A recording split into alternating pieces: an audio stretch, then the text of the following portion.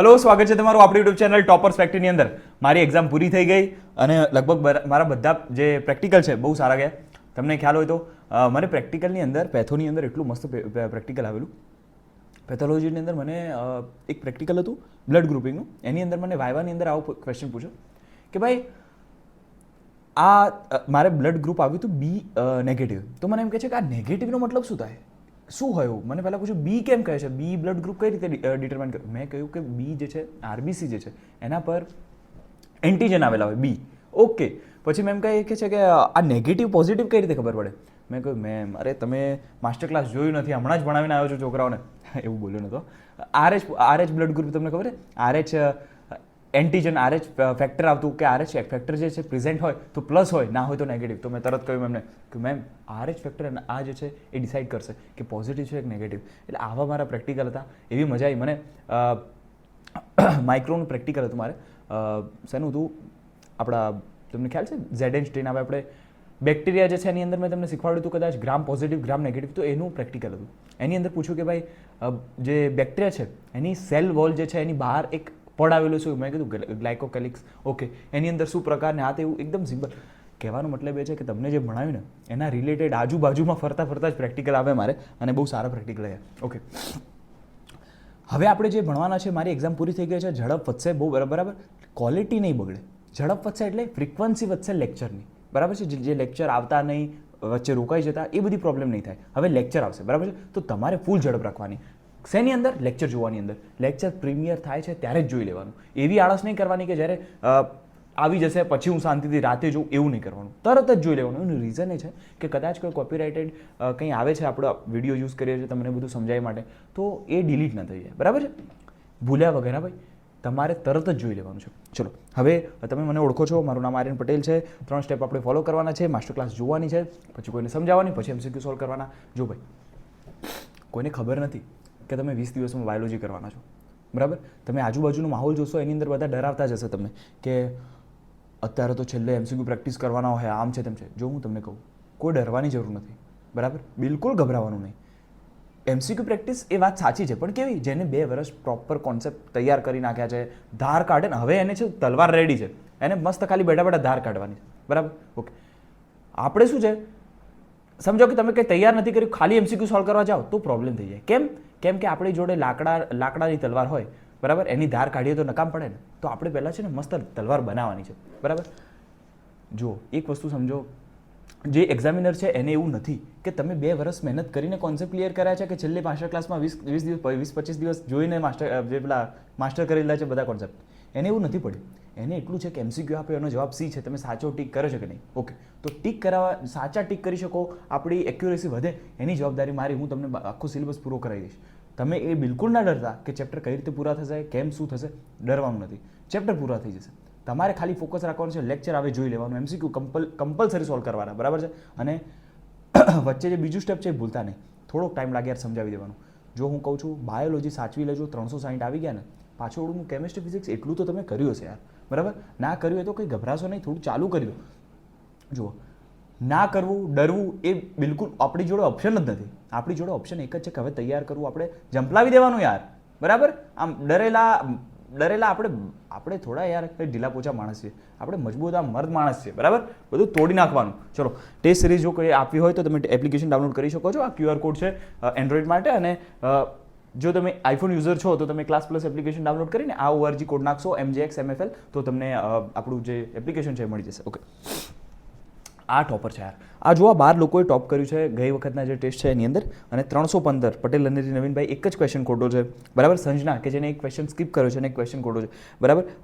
અવની ગોહિલ, આ બધા જે છે રેગ્યુલર ટોપર છે. આ 12 લોકો છે ને, હું જોતો રહું છું, એ બધા લોકો વારે ઘડીએ આમ ફ્લક્ચ્યુએટ થતા રહે. કોઈ પહેલા નંબરથી ત્રીજા પર જાય, ત્રીજાના 7માં, બરાબર, 7માં પાછું બીજા નંબર પર આવી જાય. તો આ બધા લોકો જે છે બધા ટોપર છે. આ જે તમને 6 દેખાય છે, અને હવીના જે આ બીજા જે છે 6 છે, ટોટલ 12 લોકો જે છે, બરાબર. આ બધા લોકો બધા ટોપર છે. ઓકે, હવે આપણે પણ ટોપર બનવાનું છે, બરાબર. આવતી વખતે મારે તો તમારું નામ જોઈએ છે આપણી ટોપરની લિસ્ટમાં. ઓકે, ચલો, હવે આપણું જે ચેપ્ટર છે breathing and exchange of gases.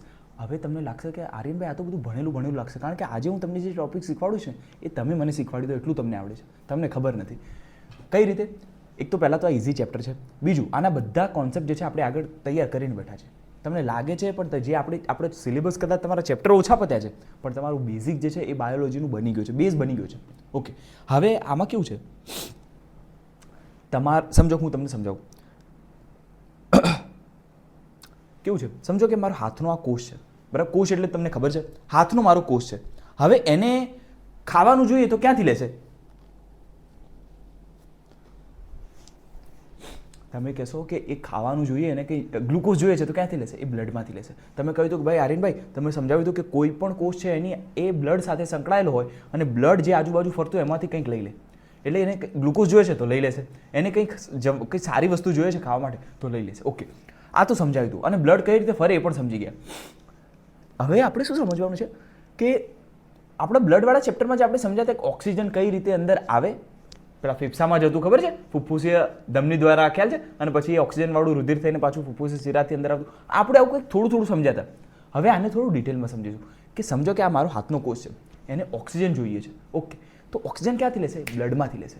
Okay, અને પછી એનું કામ પતી ગયું, જેમ સમજો કે ઓક્સિજન ઉપયોગ કરી લીધો તો હવે CO2 ઉત્પન્ન થશે. હવે CO2નું ઉત્સર્જન કરવું પડશે. આ CO2ને જે છે કે નાખવાનું ક્યાં? તો પાછો બ્લડમાં જ નાખી દેવાનું. ઓકે, તો આ એક પ્રક્રિયા છે. તો કેવું હોય, સમજો કે અહીંથી બ્લડ આવી મારું ફેફસામાં જશે, ફેફસાની અંદર, ફેફસા કયા સ્પંચ જેવા પોચા, તો એની અંદર નાના વાયુકોષો ઝીણા કહેવાય ને, ગોળ હું તમને શીખવાડીશ કેવા હોય, બતાવો. આ રહ્યા, જો આ રહ્યા ને ફેફસું હોય ને, ફેફસું એને આપણે જ્યારે ઝૂમ કરીએ તો આવા વાયુકોષ દેખાય. જો આ વાયુકોષ છે, ગોળ નાના જે એકદમ ઝીણા હોય, બરાબર. ઓકે, તો એની આજુબાજુમાં આવી રીતે આવી, જો આ જાડીની જેમ બધું બ્લડ જે છે પેલી જે કહેવાય ને ભાઈ કેશિકા એની આજુબાજુ જે છે એ ફરતે આમ ફેરવાયેલી હોય, તો એની અંદરથી ઓક્સિજન જે છે એ લઈ લે અને કાર્બન ડાયોક્સાઇડ બહાર નાખી દે. ઓકે, તો પછી સમજો બેઝિક વસ્તુ, બ્લડ આવ્યું, ફેફસામાં જશે, ઓક્સિજન લઈ લેશે અને પછી ફરતું હૃદયમાં જશે, હૃદયમાંથી અહીંયા આવી અને હાથ પર આવશે અને હાથના કોષને કહેશે ભાઈ જો તારા માટે ઓક્સિજન લઈને આવ્યો છું, ચાલ લઈ લે. ઓકે, કોષ ઓક્સિજન લઈ લેશે, એનું કામ પતાવી અને પછી CO2 જે છે નાખી દેશે બ્લડમાં. પાછું બ્લડ આવશે, પાછું ફરતું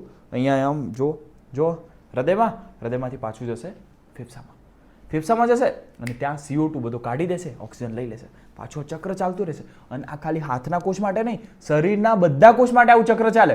ખબર પડી? ઓકે, જો હું તમને એકવાર સમજાવું દોરીને. સમજો કે આ મારા હાથનો કોષ છે. ઓકે, પહેલાં તો તમે કહેશો આર્યનભાઈ આ ઓક્સિજનનું કરવાનું શું યાર, એને કરવું શું છે? જો કેવું હોય, આપણે આ જે બધું શીખ્યા ને કે ભાઈ અહીંથી ફેફસામાં, અહીંયા જેમ હું શ્વાસ લઈશ તો એ ઓક્સિજન જશે ફેફસામાંથી જશે બ્લડમાં, એટલે લોહીની અંદર, અને રુધિર જે છે ફરતું કોષ જોડે જશે અને ઓક્સિજન આપી દેશે, CO2 લઈને પાછું આવી જશે. આ પ્રક્રિયા જે છે ને એ આપણે આ ચેપ્ટરમાં ભણવાની છે.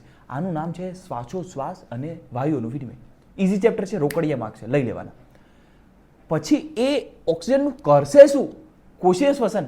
એ ચેપ્ટર આપણે અલગથી ભણીશું. ચેપ્ટર નંબર 12 છે મારા ખ્યાલથી, નંબર 12 છે વનસ્પતિમાં શ્વસન.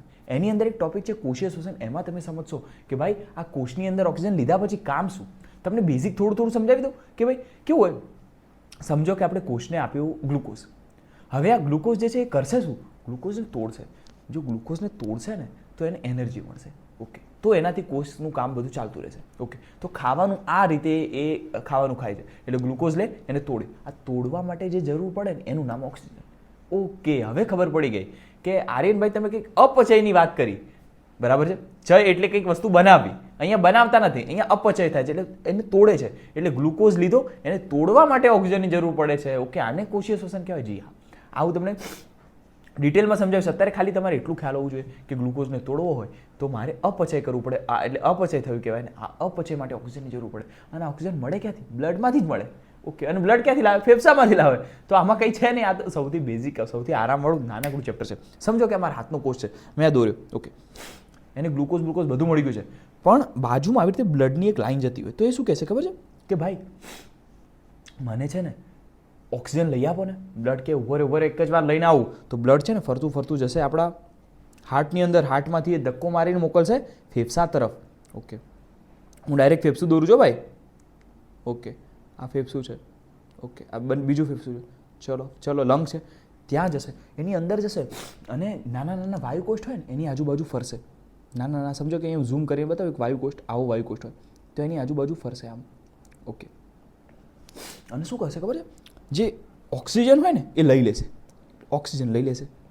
ઓકે, હવે આ ઓક્સિજન કે કઈ રીતે લેવાનું? કેવું છે તમને ખ્યાલ છે બ્લડ છે ને, બ્લડ એની અંદર 3 વસ્તુ હોય. પહેલાં તો 2 જ વસ્તુઓ, એક છે રુધિર રસ અને એક છે સંગઠિત પદાર્થ. સંગઠિત પદાર્થમાં 3 પ્રકારના કોષ હોય. આ 3 પ્રકારના જે કોષ છે એ કયા કયા? એક છે આરબીસી, એક છે ડબ્લ્યુબીસી, એક છે પ્લેટલેટ. તો આ આરબીસી, ડબ્લ્યુબીસી અને પ્લેટલેટ, એમાં આપણે આરબીસી હોય ને એની ઉપર બેસી જાય. ઓકે, ઓક્સિજન જે છે એ આરબીસી પર બેસી જાય. જી હા, સમજો કે આવા આરબીસી છે, આવા આરબીસી છે તો એની ઉપર આપણો ઓક્સિજન બેસી જાય. કેટલા ઓક્સિજન બેસે? એક આરબીસી હોય એની અંદર હિમોગ્લોબિન ઘણા બધા હોય, એમાં એક હિમોગ્લોબિનમાં 4 O2ના અણુ બેસી શકે. ઓકે, આટલું તો અમને બેઝિક આવડે કે ઓક્સિજન જે છે એ ફેફસામાંથી સીધો આપણે આરબીસી પર બેસે. અને હિમોગ્લોબિન હોય ને, આરબીસી શેનાથી બન્યો છે? હિમોગ્લોબિનથી. તો હિમોગ્લોબિન, દરેક હિમોગ્લોબિન 4 O2ના અણુઓને સમાવેશ કરી શકે. ઓકે, તો બધા બેસી ગયા, આરબીસી પર O2 બેસી ગયા, અને પછી હૃદય જોડે જશે, હૃદય ધબકો મારશે અને પાછું ફરતું બ્લડ જે છે એ આમ અહીંયા આવી જશે પાછું. ઓકે, અને કહેશે કે ભાઈ હું લઈને આવ્યો આ આરબીસી જે છે ને એની ઉપર હું ઓક્સિજનને બેસાડીને આવ્યો છું, બરાબર? અને કોષ કે લાવો સાહેબ, તો ઓક્સિજન આવી જશે અંદર. ઓકે, આવી ગયો. પછી એનું કામ જે છે ગ્લુકોઝ તોડવાનું બધું પતાવી અને જે પેલું કહેવાય ને કે આપણું આ જે છે ઓકે CO2 એ પાછું આપી દેશે. ઓકે, હવે તમે કહેશો કે બધો ઓક્સિજન જે છે એ આરબીસી પર બેસીને જ આવે? ના, 97% જેટલો ઓક્સિજન ખરો ને, 97% એ ઉપર બેસીને આવે. બીજો 3% જેટલો છે ને એ આમાં આ રુધિર રસ છે ને પાણી જેવું, એની અંદર દ્રાવ્ય થઈને આવે. ઓકે, આટલું જ તમને આવડી ગયું. પછી આ CO2 જે છે એ આરબીસી પર બેસે, થોડો આરબીસી પર બેસે, બરાબર? થોડું રુધિર રસમાં ઓગળી જાય, બાયકાર્બોનેટ, એ બધી સ્વરૂપે હા ના કરીને અહીંયા ફરતો આમ જે છે આ છે, અહીંયા ફરતો આ રીતે અહીંયા આવી જશે, બરાબર? અને અહીંયા આવીને પછી પાછો નીકળી જશે. ઓકે, વાયુકોષ્ઠમાંથી ફેફસામાં હવામાં આવી જશે બહાર. ઓકે, તો હવે આર્યનભાઈ એમને ખબર પડી કે આમ કરી શ્વાસ લે છે, આમ કરીને શ્વાસ કાઢે છે. આ વસ્તુ કેમ હોય છે હવે ખબર પડી. કારણ કે આપણે જે શ્વાસ લઈએ છીએ એ આપણું ફેફસું હોય ને એની આજુબાજુ કેટલી નાની બ્લડની પેલી લાઈન જતી હોય, એમાં બધું ઓક્સિજન ઠલવાઈ જાય, બરાબર? અને પછી ઓક્સિજન ફરતો આખા શરીરના દરેક કોષ જોડે જાય, બરાબર? કોષ જે છે એનો ઉપયોગ કરી લે અને CO2 આપી દે પાછો. એ CO2 ફરતો પાછો ફેફસામાં આવે અને આપણે આ શ્વાસ લઈએ ને, બહાર કાઢ્યો, એની અંદર પાછો CO2 બહાર આવી ગયો. હવે ખબર પડી તમને કે આપણે આ કેમ આવું કરીએ છીએ? ચલો, આટલાથી અહીંયાથી કોન્સેપ્ટ આપણે ચાલુ કર્યા. જો એકદમ બેઝિક હોય. તમે જુઓ ને તો હ્યુમન રેસ્પિરેટરી સિસ્ટમ, જો આપણે ફેફસું છે ને એને ઝૂમ કરીએ તો આવા વાયુકોષ જોવા મળે, ઝીણા. ચલો, હવે સમજો કે આને એકવાર આપણે ચાર્ટમાં જોઈએ. ચલો સમજો ભાઈ કે ચલો આપણે ફેફસા જોડે લઈને ગયા હતા તો આ જે ઓક્સિજન હતો પેલા આરબીસી પર બેસી ગયો જોયો. અને શું કહેવાય ખબર છે? આરબીસી જે છે આપણું રેડ બ્લડ સેલ, રક્તકણ, એની જે બને છે એનાથી હિમોગ્લોબિનથી. તો હિમોગ્લોબિન સાથે જોડાઈ જાય તમારો ઓક્સિજનનો અણુ. કેટલા? 4 જોડાય. ઓકે, આને શું કહેવાય? ઓક્સીહિમોગ્લોબિન. શું કહેવાય? ઓક્સીહિમોગ્લોબિન. તો હવે ઓક્સીહિમોગ્લોબિન બની અને પછી બધા જે છે આરબીસી દોડતા દરેક અહીંયા તો ઓર્ગન કેવા 2 જ બતાવે છે. જો એક બતાવ્યું છે આપણું યકૃત બતાવ્યું છે, બરાબર, લીવર. પછી અહીંયા બતાવ્યું છે સ્ટમક, જેને આપણે જઠર કહેવાય. પેન્ક્રિયાસ બતાવ્યું છે, સ્વાદુપિંડ. આ બધા જો આટલા 3 જ બતાવે છે, પણ વાસ્તવમાં કેવું હોય? શરીરનો કોઈ પણ કોષ, બરાબર, ત્યાં જશે અને ઓક્સિજન જે છે એ ઠલવી દેશે. ઓકે, અને જે CO2 જે છે એ લઈ અને પછી આમ આગળ ચાલશે. ઓકે, CO2 લઈને ચાલ્યા, ફેફસા પર આવ્યા અને ફેંકી દીધો, પાછો બહાર નીકળી ગયું. ઓકે, તો આ તો સિમ્પલ છે. આ તો સિમ્પલ છે, આને ખાલી સમજવાનું છે યાર. જો હ્યુમન રેસ્પિરેટરી સિસ્ટમ શું છે તમે જો, આપણે આ કઈ રીતે બનેલું? પહેલાં તમને ખબર છે કે ઉરસ અને ઉદર કોને કહેવાય? ઉરસ અને ઉદર. ઉરસ એટલે છાતીવાળો ભાગ. આ જે ભાગ છે ને, આ ભાગ જે છે ને એને ઉરસ કહ્યું છે, અને નીચે પેટવાળો ભાગ છે ને એને ઉદર કહેવાય. આ તો સિમ્પલ હોય. કેવું હોય?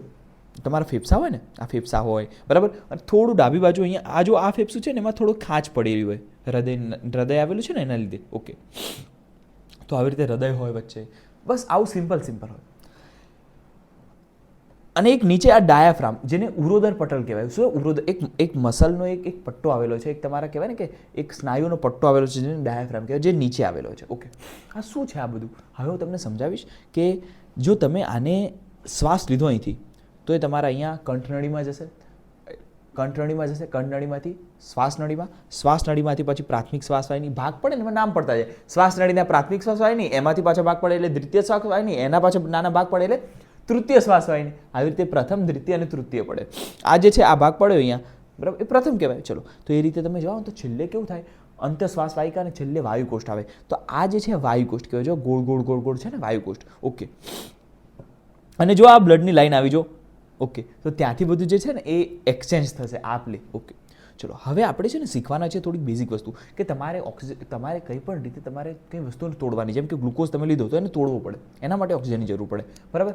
ઓક્સિજનની જરૂર પડે, પછી બાય પ્રોડક્ટ એટલે ખરાબ વસ્તુ તરીકે તમારે CO2 નીકળે અને એ હાનિકારક છે, એટલે જે કોષ છે ને એ બ્લડમાં નાખી દે અને બ્લડ જે છે ને બહાર કાઢી દે. ઓકે, આ બધી પ્રક્રિયા જે છે, આ બધું જે છે એને શ્વાસોશ્વાસ કહેવામાં આવે છે, બ્રીધિંગ કહેવામાં આવે છે, બરાબર. અને સામાન્ય રીતે શ્વસન રેસ્પિરેશન કહીએ છીએ. ચલો હવે તમે તમારી છાતી પર હાથ મૂકો ને જો ભાઈ ઉપર નીચે થાય છે, આ બધું થાય છે. આને શું કહેવાય હવે ખબર પડી તમને?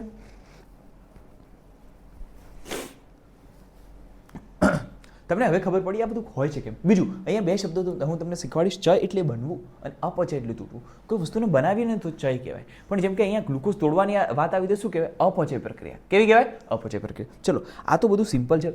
હવે આપણે એને શીખીએ આ બધું હોય કેવું. જો તમે અહીંયા પાછું એના જ વસ્તુ આપી છે કે ભાઈ જો તમે વાતાવરણનો ઓક્સિજન લીધો, ફેફસામાં આવ્યો, ફેફસાએ જે છે ફેફસાની અંદર વાયુકોષ તરફ છેલ્લે અંદર ઊંડાણમાં નાના નાના ગોળ ગોળ હોય ને ત્યાં સુધી પહોંચો, બરાબર. અને પ્રસરણ દ્વારા રુધિરમાં આવે. આ પ્રસરણ શબ્દ શું મતલબ? એટલે એનો મતલબ છે કે જ્યાં વધારે કોઈ વસ્તુ હોય એમાંથી ઓછામાં જાય ને તો એને પ્રસરણ કહેવાય. મેં તમને શીખવાડેલું છે ડિફ્યુઝન, પણ વાંધો નહીં, ખાલી એક સાદું સમજી લો કે જ્યાં વધારે હોય ત્યાંથી ઓછામાં જાય એને સાંદ્રતા ઢોળાંચવાળી પ્રક્રિયા કહેવાય અથવા તો એને પ્રસરણ કહેવાય. એમાં કોઈ ટેન્શનની વાત નથી. ચલો, એમાં કોઈ એનર્જીની કોઈ એવી અલગથી એનર્જી ના લાગે, ATP ના લાગે. તો પ્રસરણ દ્વારા રુધિરમાં એટલે બ્લડમાં તમારો ઓક્સિજન આવી ગયો. કઈ રીતે આવે સમજ્યા? વાતાવરણમાંથી આવે તમારા ફેફસામાં, ફેફસામાં છેક અંદર વાયુકોષ્ઠમાં અને વાયુકોષ્ઠમાંથી બ્લડમાં આવી ગયો. ચલો હવે ફરતો જે છે, બરાબર, રુધિર જે છે ઓક્સિજનયુક્ત રુધિર છે, ફરતું જાય તમારા કોષ જોડે એટલે પેશી જોડે, બરાબર. ત્યાં ઓક્સિજન અંદર આવી જાય અને CO2 લઈ લેવામાં આવે પાછો, બરાબર, ખેંચી લઈ. ચલો હવે જે CO2 વાળું જે રુધિર છે, બરાબર, એ પાછું ફરતું વાયુકોષ્ઠમાં જાય ને વાયુકોષ્ઠમાંથી બહાર કાઢી દે આપણા CO2 ને. તો આ વસ્તુ શીખવાની છે, બરાબર. ઓકે, તો આપણે ચલો માણસમાં તો આવું કરીએ છીએ, પણ જે પહેલાના જે જીવો હતા, બરાબર છે, જે નીચી કક્ષાના સજીવો છે, બરાબર, એની અંદર શું થાય? રે જો તમે જોશો કે પહેલાના સજીવો એટલે કે જે કહેવાય ને કે સાદી ભાષામાં કહું તો એક કોષીય એટલે કે જે નાના નીચા સ્તરના સજીવો છે, બરાબર, જેમ કે ચેપ્ટર 4 છે એની અંદર બધું ડિટેલમાં આપેલું છે. આપણે મસ્ત રીતે ભણવાના છે, બરાબર. અત્યારે આપણે શું ભણવાના છે કે આ બધા જે છે એની અંદર હોય શું, કઈ રીતે આ શ્વસન કરે. તો સમજો કે એક કોષ છે, એક કોષ હોય તો પોતાનું ખાવાનું એ જાતે બનાવે, શ્વસન પોતે જાતે કરે, એને કંઈ અલગથી પ્રક્રિયા કે પેલું કહેવાય ને કે બધું ગોઠવવાની જરૂર નથી, એને બધું થઈ જાય અંદર જ. જેમ કે આપણે અમીબાની વાત કરીએ તો શું કરે? અરે યાર, એને એક જ કોષ છે, એને ક્યાં ફેફસા બનાવ? કઈ ફેફસા બનાવો તો કરોડો કોષ જોઈએ, આ તો એક કોષ છે. શું કરશે? અરે એની ત્વચા છે એનાથી જ શ્વસન કરી લે, એનું જે લેયર છે બહારનું એનાથી જ શ્વસન કરી લે. ખબર પડી? તો અહીંયા બોડી સરફેસ છે એનાથી શ્વસન થઈ જાય. ચલો આવી જ વસ્તુ સેલ મેમ્બ્રેન, આ જુઓ આ જે છે આ બધા જે છે એમને અલગથી કોઈ વિકસાવવાની જરૂર નથી. જેમ કે અળસિયું છે, બરાબર, સ્કિન ઓર બોડી સરફેસથી આ જુઓ અળસિયું એ પોતાની સરફેસ ચામડીથી શ્વસન કરી લે છે. ચલો પછી આ જેમ કે તમારો વંદો છે, બરાબર, આવા કહેવાય ને કે ભાઈ તમારા ઇન્સેક્ટ્સ કહેવાય, જે ઇન્સેક્ટ્સ એના માટે શબ્દ છે સંધિપાદીઓ. આ સંધિપાદ સાંધાવાળા પગ છે, બરાબર છે. તો સંધિપાદીઓ ઇન્સેક્ટ છે એ કઈ રીતે શ્વસન કરશે, બરાબર છે. તો એની અંદર છે ને થોડીક સિસ્ટમ, નળીઓ જેવી સિસ્ટમ આપેલી હોય, હું તમને બતાવું હમણાં. ચલો પછી આ લંગબુક એટલે શું? જેને ફેફસા પોથી કહેવાય, લંગબુક. ઓકે, આવું પણ જોવા મળે. ઓકે, તો બધામાં અલગ અલગ હોય. આપણે અત્યારે માણસોમાં તો ફેફસા જો છે, જેમ કે અહીંયા જો આ ગિલ્સ જે છે માછલી બધામાં, ખબર છે તમને? પછી જો આ આવી ગયા, જો ફેફસા આવી ગયા. ચલો ચકલીમાં ને ઉંદરમાં, મેમલ્સમાં, આપણા બધામાં ફેફસા આવી ગયા. અને જે પેલો દેડકો હોય ને એ તો ફેફસાથી પણ શ્વસન કરે, બરાબર, મોઢાથી પણ શ્વસન કરે, એને તો સ્કિનથી પણ શ્વસન કરે, એટલે ચામડીથી પણ શ્વસન કરે. તો એ તો બધાથી શ્વસન કરે. તો આપણે ખાલી બેઝિક આઈડિયા લીધો કે દરેકમાં એવું નથી કે ફેફસાથી શ્વસન થાય. નાના સજીવોની અંદર થોડી અલગ રચના, સાદી રચના હોય, એમને કોઈ આવી એડવાન્સ રચવાની જરૂર નથી. ઓકે, જેમ કે અહીંયા તમને લખ્યું છે કે તમે શ્વસનાંગો રેસ્પિરેટરી ઓર્ગન્સની વાત કરશો તો બધામાં અલગ અલગ છે, બરાબર. જેમ કે અહીંયા લખ્યું છે કે ભાઈ આ તમારું જે છે, જેમ કે ઝાલરો છે તો કોની અંદર હોય? એ ઝાલરો જે છે, ઝાલર એ તો ખાલી માછલીમાં જ હોય ને, આપણે થોડી ઝાલર હોય ના. તો આ એક વસ્તુ અહીંયા MCQ પૂછી શકે કે ભાઈ નિવાસ સ્થાનો જે છે ક્યાં રહે છે, એક પહેલાં એ મેટર કરે અને એનું સ્તરીય આયોજન શું છે. હવે એક કોષવાળું હોય તો એને કોઈ અલગથી કોઈ ખતરનાક રચનાની જરૂર નથી, એને સાદી ચાલી જાય યાર, બરાબર. તો જો નિવાસસ્થાન શું છે, બીજું એનું સ્તરીય આયોજન શું છે એના પર ડિપેન્ડ કરે, બરાબર. તો તમને આ ક્વેશ્ચન ચોક્કસ પૂછી શકે કે નિવાસસ્થાન પર અને સ્તરીય આયોજન પ્રમાણે દરેકની અંદર જે શ્વસનના અંગો છે એ અલગ અલગ હોય. ઓકે, જેમ કે વાદળી છે, કોષ્ઠાંતરી, ચપટાકૃમિ, આ બધું તમને કેવું છે, તમને સમુદાય પેલા વિભાગ જે છે એ બધા યાદ કરાવવા પડશે મારે, બરાબર, એ સિક્વન્સની અંદર. એ ચેપ્ટર 4માં આપણે કરશું. અત્યારે ખાલી યાદ કરજો. ઓકે, જ્યારે અત્યારે યાદ કરતા રહેશો ને ત્યારે છેલ્લે આવશે એટલે તમને સમજાશે કે ઓકે આ તો બધું સિમ્પલ છે, એના એક્ઝામ્પલ ખાલી યાદ રાખવાનું રહેશે, બીજું બધું તમે સમજી ગયા છો. ચલો, તો આ બધાની અંદર તેમના O2 જે છે, સોરી CO2 O2 જે છે એનું બધું આપલે જે છે ને શરીરની સપાટી પરથી જ થઈ જાય. એટલે સપાટી જે છે એમાંથી જ આપલે થઈ જાય. આપણે એવું ખરું કે આ કોષ પોતાની રીતે હવામાંથી લઈ ના, આપણે તો પ્રોપર ફેફસા હોય, ફેફસાની આખી સિસ્ટમ હોય એવું ગોઠવાયેલું હોય. જ્યારે આ બધામાં એવું ના હોય, વાદળી, કોષ્ઠાંતરી, ચપટાકૃમિ એ નાના નાના સજીવો છે, એમને એવું બધું જરૂર નહીં, એ પોતાની ચામડીથી જ આખું આપલે થઈ જાય, એમની બોડી સરફેસથી જ થઈ જાય, બરાબર છે. અળસિયા છે એ વિના ક્યુટિકલનો ઉપયોગ કરે છે, બરાબર. પછી જેમ કે નળીની ગોઠવણી હોય જેને કહેવાય શ્વાસ નલિકાઓ, બરાબર. આ શ્વાસ નલિકાઓવાળી ગોઠવણી પણ ઘણા સજીવોમાં જોવા મળે. ઘણા નાના નાના સજીવો જેમ કે બરાબર કીટકો છે, આપણા કીટકો એટલે સંધિપાદીઓ જે છે એની અંદર આ સિસ્ટમ હોય, નાની નાની નલિકાઓ આવેલી હોય. ઓકે, તો જોરદાર બધું ભગવાન નથી બનાવ્યું. જેમ જેમ તમે મોટા સજીવો તરફ જાઓ છો એમાં કોમ્પ્લેક્સિટી વધતી જાય, બરાબર. આ શું હોય જો, જેમ કે અહીંયા લખ્યું છે કે જલીય સંધિપાદીઓ એટલે જે જળમાં રહેતા સંધિપાદીઓ છે, મૃદુકાયો એટલે પોચા શરીરવાળા જે જળમાં રહે છે, આ બધાને કેવું હોય, ઝાલરો, બરાબર. ઝાલરીય શ્વસન, ઝાલરથી શ્વસન કરે એટલો મતલબ શું છે કે ભાઈ પાણીમાં રહેતા હોય તો એને પછી કંઈ ફેફસાના એને કેવું હોય, ઝાલર હોય. તમને ખ્યાલ હશે ઝાલર ગિલ્સ. તો એ મૃદુકાયોને જે જલીય સંધિપાદીઓ છે એની અંદર આ સિસ્ટમ છે. બીજું તમારે કેવું હોય છે, આપણા જેવા જેમ કે મેમલ્સ છે, જેમ કે આપણા સિંહ, વાઘ, ચિત્તો, બરાબર, આપણે આ બધા મેમલ્સ કહેવાય જેની અંદર સસ્તન છે. આ સસ્તન લોકો જે છે એની અંદર કોથળી જેવી રચના આવેલી હોય, બરાબર, જેને આપણે ફેફસા કહીએ છીએ, ફુફ્ફુસીય શ્વસન. ઓકે, તો આપણા ફેફસાવાળું શ્વસન હોય. ચલો, આપણે ફેફસા છે, ખબર પડી ગઈ તમને. ચલો, હવે બીજું શું છે, પૃષ્ઠવંશીઓની અંદર મત્સ્ય છે, માછલીઓ છે, એની અંદર ઝાલરો આવેલી હોય. જ્યારે ઉભયજીવી એટલે શું, જે જમીન પર પણ રહે અને પાણીમાં રહે, તો એની અંદર શું હોય, એની અંદર કેવું છે, સરીસૃપ એટલે શું, જે પેલા સાપ જેવા ચાલતા હોય, પક્ષીઓ, સસ્તનો, આ બધામાં શ્વસન માટે ફેફસા આવેલા હોય છે. ઓકે, તો તમારે એક વસ્તુ યાદ રાખવાની કે પૃષ્ઠવંશીમાં તમને કોઈ પૂછે કે માછલીમાં શું હોય, તો તમારે બોલ્યા વગર કહી દેવાનું કે ઝાલર હોય, કારણ કે માછલી જે છે એ પાણીમાં રહે, મત્સ્ય જે છે. ઓકે, તો એની અંદર કેવું હોય, શું હોય, ગિલ્સ હોય, ઝાલર હોય. શું હોય, ઝાલર. ઓકે, હવે કેવું છે, દેડકા જેવા ઉભયજીવીઓ છે એની અંદર તો બધાથી શ્વસન થાય, ફેફસાથી પણ થાય, માઉથથી પણ થાય, બરાબર છે. એની અંદર તો જે તમારી ચામડી છે એનાથી પણ શ્વસન થાય. ઓકે, હવે શું મેં કહ્યું, ઉભયજીવી જે પાણીમાં પણ રહે છે અને બહાર જે કહેવાય ને કે ભાઈ જે બહારનું વાતાવરણ છે એની અંદર પણ રહે છે, બરાબર. સરીસૃપ, પક્ષી, સસ્તન, આ બધા જે વસ્તુઓ છે ને, સરીસૃપ, પક્ષી, સસ્તન, આ બધાની અંદર ફેફસા આવેલા હોય છે, કોથળી જેવી રચના. ઓકે, મસ્ત ફેફસા, બરાબર છે, પ્રોપર ડેવલપ થયેલા. ઓકે, તો બીજું શું લખ્યું છે, દેડકા જેવા ઉભયજીવીની અંદર ભિન્ન ત્વચા દ્વારા શ્વસન થાય છે. હવે તમારે યાદ રાખવાનું છે, યાદ રાખો. ચલો ફટાફટ. ચલો, સૌથી પહેલા વાદળી છે, નાના જે નાના સજીવો છે ને એમની વાત છે બધી.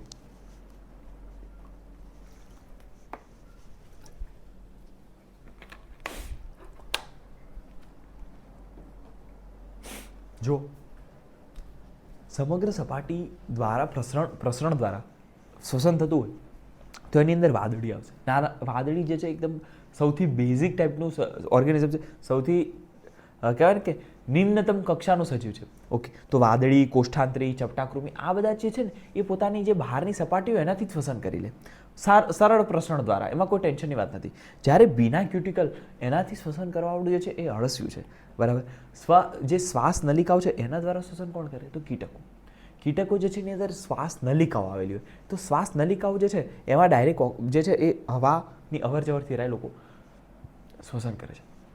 ચલો, આ ઝાલરો હોય તો ઝાલર શબ્દ આવે ને ભાઈ ગિલ્સ, તો પાણીમાં કંઈક રહેતું હોય તો જલીય સંધિપાદ અને મૃદુકાયો જે છે એની અંદર સ્વસ્થ નલિકામે શ્વસન. ભાઈ જોજો, સ્વસ્થ નલિકામે શ્વસન એને ઝાલરો પણ કહેવામાં આવે છે, જલીય સંધિપાદીઓ અને મૃદુકાયોની અંદર જોવા મળશે. બીજું ફેફસા જે છે જો ફેફસા યાદ રાખજો, સ્થળીય સંધિપાદીઓ અને મૃદુકાય. હવે તમે કોન્ફ્યુઝ થશો કે આવું તો ક્યાં આપ્યું નથી, આમ જો ચેપ્ટર 4 ભણશો ને, ચેપ્ટર 4 ત્યારે તમને પ્રોપર સમજાશે કે દરેક વસ્તુ તમને ડિટેલમાં એમાં એક એક વસ્તુ ચોખવટ કરે સ્વરૂપે આપેલી છે, બરાબર છે. ચલો હવે કેવું છે, અહીંયા પણ લખ્યું છે કે સ્થળીય સ્વરૂપના કોઈ પણ સંધિપાદ હોય કે મૃદુકાય હોય એની અંદર ફેફસા આવેલા હોય. તો એક વસ્તુ સમજો, આ તમને આવડશે. સમગ્ર સપાટી દ્વારા સરળ પ્રસરણ કોણ કરે? તમે કહેશો વાદળી, કોષ્ઠાંતરી, ચપટાકૃમિ, આ બધા.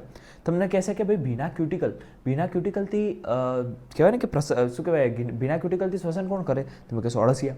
તમને પૂછે કે શ્વાસ નલિકાઓ છે એ શેના અંદર આવે? તમે કહેશો કીટકોની અંદર શ્વાસ નલિકાઓ આવે. જેમ કે આવું કીટક હોય ને તમારું, આવું કીટક હોય ને તો એની અંદર આવી રીતે શ્વાસ નલિકાઓ આવેલી હોય. ઓકે, તો આ શ્વાસ નલિકાઓ જે છે એ તમને ખબર પડી ગઈ કીટકની અંદર. તમને આટલું તો યાદ રહેશે મારા ભાઈ, આ યાદ રહેશે, આ યાદ રહેશે, આ યાદ રહેશે. અને આ તો તમને આ યાદ રહેવું જોઈએ. જો ઝાલર, સમજો કે એક સંધિપાત છે જે જળમાં રહે છે, મૃદુકાય જે છે જે જળમાં રહે છે એટલે કે પાણીમાં રહે છે, તો એ ઝાલરોથી શ્વસન કરવાનું ને યાર, શ્વાસ નલિકામાં શ્વસન જ થવાનું ને. અને એ સમજો કે કોઈ સંધિપાત સમુદાયનો કોઈ સજીવ છે જે સ્થળ પર એટલે કે સ્થળીય એટલે કે જે જમીન પર રહે છે, બરાબર, જળમાં નથી પણ જમીન પર રહે છે, મૃદુકાય જમીન પર રહે છે, તો પછી એની અંદર યાર ફેફસા હોવાના. આમાં કંઈ રોકેટ સાયન્સ નથી. ચલો, કારણ કે બહાર જે સ્થળ છે ત્યાં તો કેવું છે, તમને ઓક્સિજન હવામાંથી લેવાનો છે એટલે ફેફસા જોઈએ. જ્યારે નીચે પાણીમાં જે છે એમાં તો ઝાલર જોઈએ. ઓકે, હવે આ છે પૃષ્ઠવંશીઓની અંદર. પૃષ્ઠવંશીઓ જે છે એની અંદર કેવું હોય, ઝાલર પણ હોય અને ફેફસા પણ હોય. ઓકે, જો જળમાં રહે તો એની અંદર ઝાલર હોય, અને જો એ જળની અંદર નથી રહેતા અને એ જે છે ફેફસા કહેવાય ને કે ભાઈ સ્થળ પર રહે છે તો એની અંદર ફેફસા હોય. ઓકે, ચલો, ઝાલર જે છે એ વાળા ખાલી મત્સ્ય હોય અને ફેફસા વાળા ઉભયજીવી પણ હોય, સરીસૃપ પણ હોય, પક્ષીઓ પણ હોય અને સસ્તનો પણ હોય. આની અંદર કંઈ વિચારવા જેવું છે નહીં. ચલો યાદ રાખો અને બોલો મારી સાથે. ચલો યાદ રાખીને બોલવાનું છે મારી સાથે ભાઈ. ચલો, આ બધા આ જે ક્વેશ્ચન છે એકદમ ઇઝી છે, કદાચ પૂછાય તો પણ આવડી જાય. જો વાદળી, કોષ્ઠાંતરી, ચપટાકૃમિ એ તો ડાયરેક્ટ સપાટીથી પ્રસરણ કરી લે, એ આવડશે તમને. મેં કહ્યું અળસિયા પણ તમને આવડશે, ભીના ક્યુટિકલથી શ્વસન કરશે. તમને કીટકો પણ યાદ રહેશે કે કીટકો તો સંધિપાદીઓ કહેવાય, એની અંદર તો નલિકાઓ આવેલી હોય. ચલો, શ્વાસ નલિકાઓ. ઓકે, હવે ઝાલર અને ફેફસા. જો સંધિપાદ અને મૃદુકાય જો જળમાં રહે છે તો એની અંદર ઝાલર હોય, જેને શ્વાસ નલિકામાં શ્વસન કહેવાય. ઓકે, આવડી ગયું. પણ જો એ જ સમુદાયની વાત કરીએ, એ જ સંધિપાદીઓ જે છે, એ જ મૃદુકાય, આ લોકો જો સ્થળ પર રહેવાવાળા હોય, એમાંનો કોઈ સજીવ છે તો એની અંદર ફેફસા હોય. આ જ વસ્તુ પૃષ્ઠવંશીઓ પર પણ લાગુ પડે. જો પૃષ્ઠવંશીઓની અંદર મત્સ્ય જે છે એ જળમાં રહે છે તો ઝાલર છે. જ્યારે ઉભયજીવીઓ કે જે જળ અને જમીન બંને પર રહે છે, સરીસૃપો, પક્ષીઓ, સસ્તનો, આ બધાની અંદર ફેફસા છે. એટલે આપણી અંદર ફેફસા છે. તો ચલો, આટલું આવડ્યું તમને. સમગ્ર સપાટી દ્વારા સરળ પ્રસરણ તો વાદળી, કોષ્ઠાંતરી, ચપટાકૃમિ આ બધા છે. ભીના ક્યુટિકલ દ્વારા અળસિયા છે. શ્વાસ નલિકાઓ જે છે તો કીટકો છે. ચલો, ઝાલરો શ્વાસ નલિકામાં શ્વસન, જલીય સંધિપાદીઓ અને મૃદુકાયો. જો એ જ જે છે સંધિપાદીઓ અને મૃદુકાયો સ્થળીય છે તો ફેફસા. શું ભાઈ? ફેફસા. ચલો, આવડી ગયું તમને. પૃષ્ઠવંશીઓ છે એની અંદર ઝાલર હોય, મત્સ્યની અંદર, અને ફેફસા જે છે એ હોય ઉભયજીવીઓ, સરીસૃપીઓ, પક્ષીઓ અને સસ્તા. આ બહુ ઇઝી છે. આમાં યાદ અત્યારે તમને લાગશે કે આ તો ગોખવા જેવું છે, પણ જ્યારે તમે આમાં સમજશો કે ભાઈ આખું તમે સમજી ગયા કે ભાઈ સંધિપાદીઓ કોને કહેવાય, તો એના ફીચર્સ, તો તમને આખું યાદ રહી જશે. આમાં ગોખવાની જરૂર નથી, ખાલી અત્યારે યાદ રાખવાનું છે. જો આ લખ્યું છે, જો આ બધા જે કહેવાય ને કે સ્કિનથી પણ શ્વસન કરી શકે. આ ડાયરેક્ટ સેલ મેમ્બ્રેન એક જ કોષનું હોય તો પછી ડાયરેક્ટ સપાટીથી કરવું પડે. જેમ કે આ વાંદરો છે, બરાબર છે, આ પક્ષી છે, આ બધા લોકો સસ્તન અને વિહક છે, તો આ લોકો જે છે એની અંદર ફેફસા હોય, બરાબર છે. આ જો ગિલ્સ જે પાણીમાં રહે છે, આ બધા જે છે એમની જોડે શું હોય? ગિલ્સ, ઝાલરો. ઓકે, પછી આ જો આ સંધિપાદીઓ, આની અંદર અલગથી અલગ જ રચના આવેલી છે, નળીઓ જેવી, શ્વાસ નલિકાઓ. તો આ એકદમ ઇઝી છે, આમાં કંઈ ગભરાવાની જરૂર નથી. આનાથી ઇઝી ચેપ્ટર મારા ખ્યાલથી કોઈ છે નહીં. ચલો, હવે આ જો આ શું છે, સમજો કે આપણું ફેફસું છે, બરાબર, આપણા ફેફસા છે, એની અંદર નળીઓ જતી હોય, બરાબર, એ ભાગ પડતા જાય, ઝીણી નળીઓ થતી જાય, એનો એક ચાર્ટ આપેલો છે.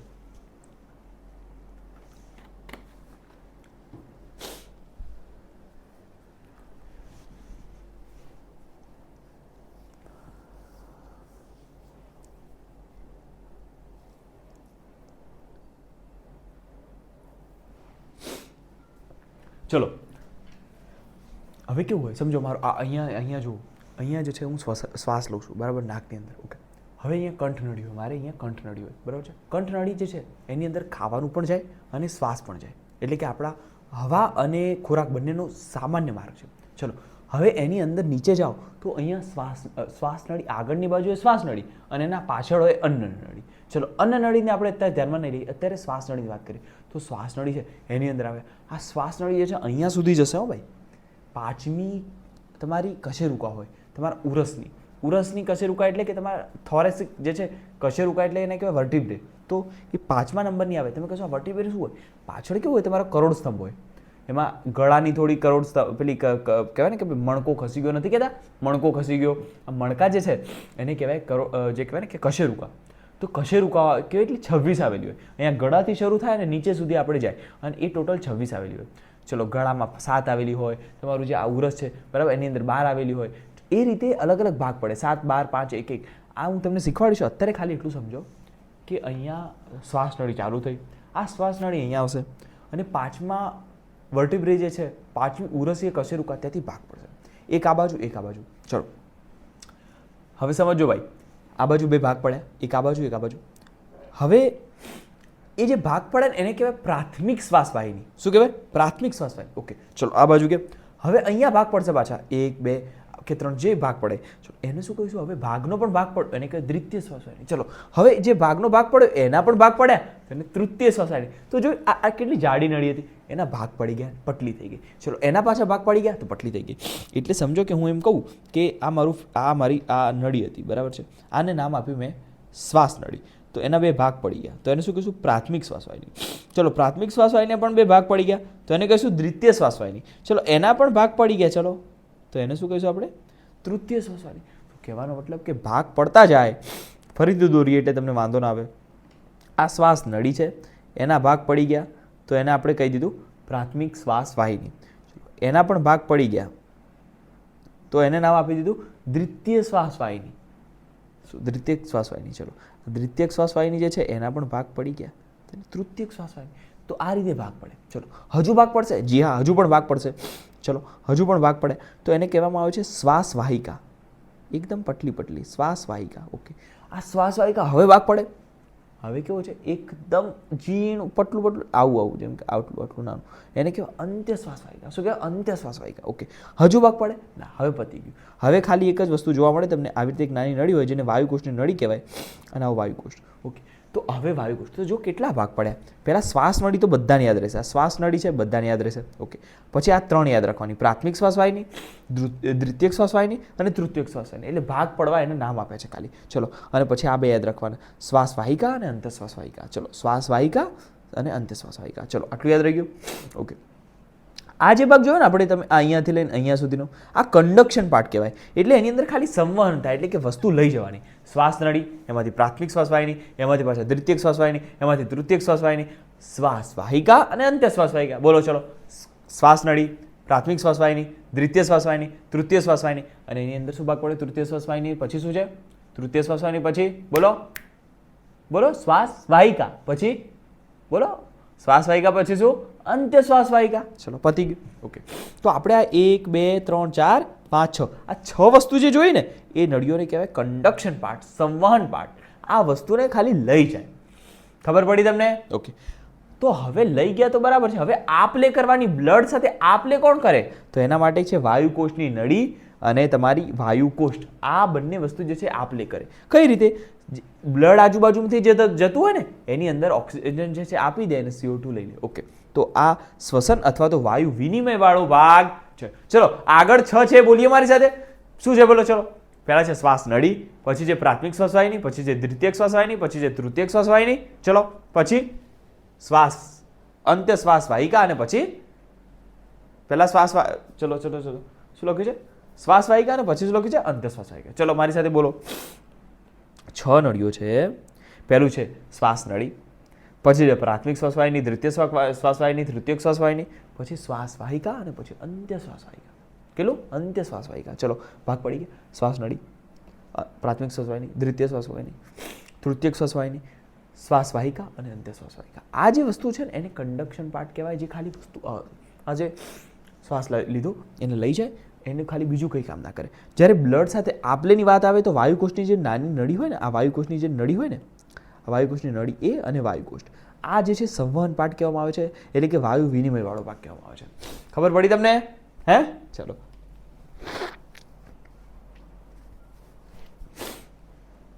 મને શરદી થઈ ગઈ છે, પણ કોઈ વાંધો નહીં. થોડું કેવું છે, વચ્ચે એક્ઝામ જોરદાર ચાલી, ઉજાગરા થયા, એટલે થોડીક તબિયત બગડે, પણ વાંધો નહીં. આપણે ફૂલ, હું ટ્રાય કરું છું ફૂલ એનર્જી રહે ને. ચલો જો હવે જો બહુ મસ્ત ડ્રોઈંગ આવી છે. ચલો અહીંથી તમે શ્વાસ લેશો, ઓકે. પછી અહીંયા કંઠનળી છે. ચલો પછી અહીંયા આવશો તો આ તમારી આ જો કંઠનળી છે ને એ પૂરી થાય ને એવું સીધું કંઈક આ જોવા મળે છે લેરિંગ્સ. આને કોઈક શ્વસન બોક્સ કે એટલે કે તમારો કહે ને કે સ્વરયંત્ર કે કોઈ છે કે અલગ અલગ સ્વર પેટી કે આ બધું શું છે? ચલો આ સ્વરયંત્ર છે, સ્વર પેટી છે. એના નીચે જાઓ એટલે તમારી આવે આ જે છે ને આ જે છે આ ભાગ, આને કહેવાય તમારી શ્વાસ નળી. ઓકે, આટલું તો તમને આવડ્યું. ચલો આવડ્યું ને ભાઈ? આટલું તો આવડ્યું. એના ભાગ પડે જુઓ, પ્રાથમિક શ્વાસવાહિની, દ્વિતીયક શ્વાસવાહિની. ચલો પ્રાથમિકના ભાગ પડ્યા. ચલો સોરી, આ પ્રાથમિક છે, ભૂલતા નહીં હો ભાઈ. આ શ્વાસ નળી એની અંદરથી આ પ્રાથમિક ભાગ પડ્યા. ચલો પ્રાથમિકમાં પાછા ભાગ પડશે. જુઓ આ દ્વિતીયક થયા, દ્વિતીયકના પાછા ભાગ 1 2 3. ચલો તૃતીયક થયા, તૃતીયક જે છે એની અંદરથી પાછા ભાગ પડશે, આ ભાગ પડે. ચલો શ્વાસ વાહિકા, ચલો એની અંદરથી પાછા ભાગ પડે. ચલો અંત્ય શ્વાસ વાહિકા. અને છેલ્લે આ જો આ છેલ્લે જે છે નાનો વાયુકોષ જે છે એક નળી સાથે ગોઠવાયેલું છે. હા, શરદી યાર બહુ હેરાન કરે છે.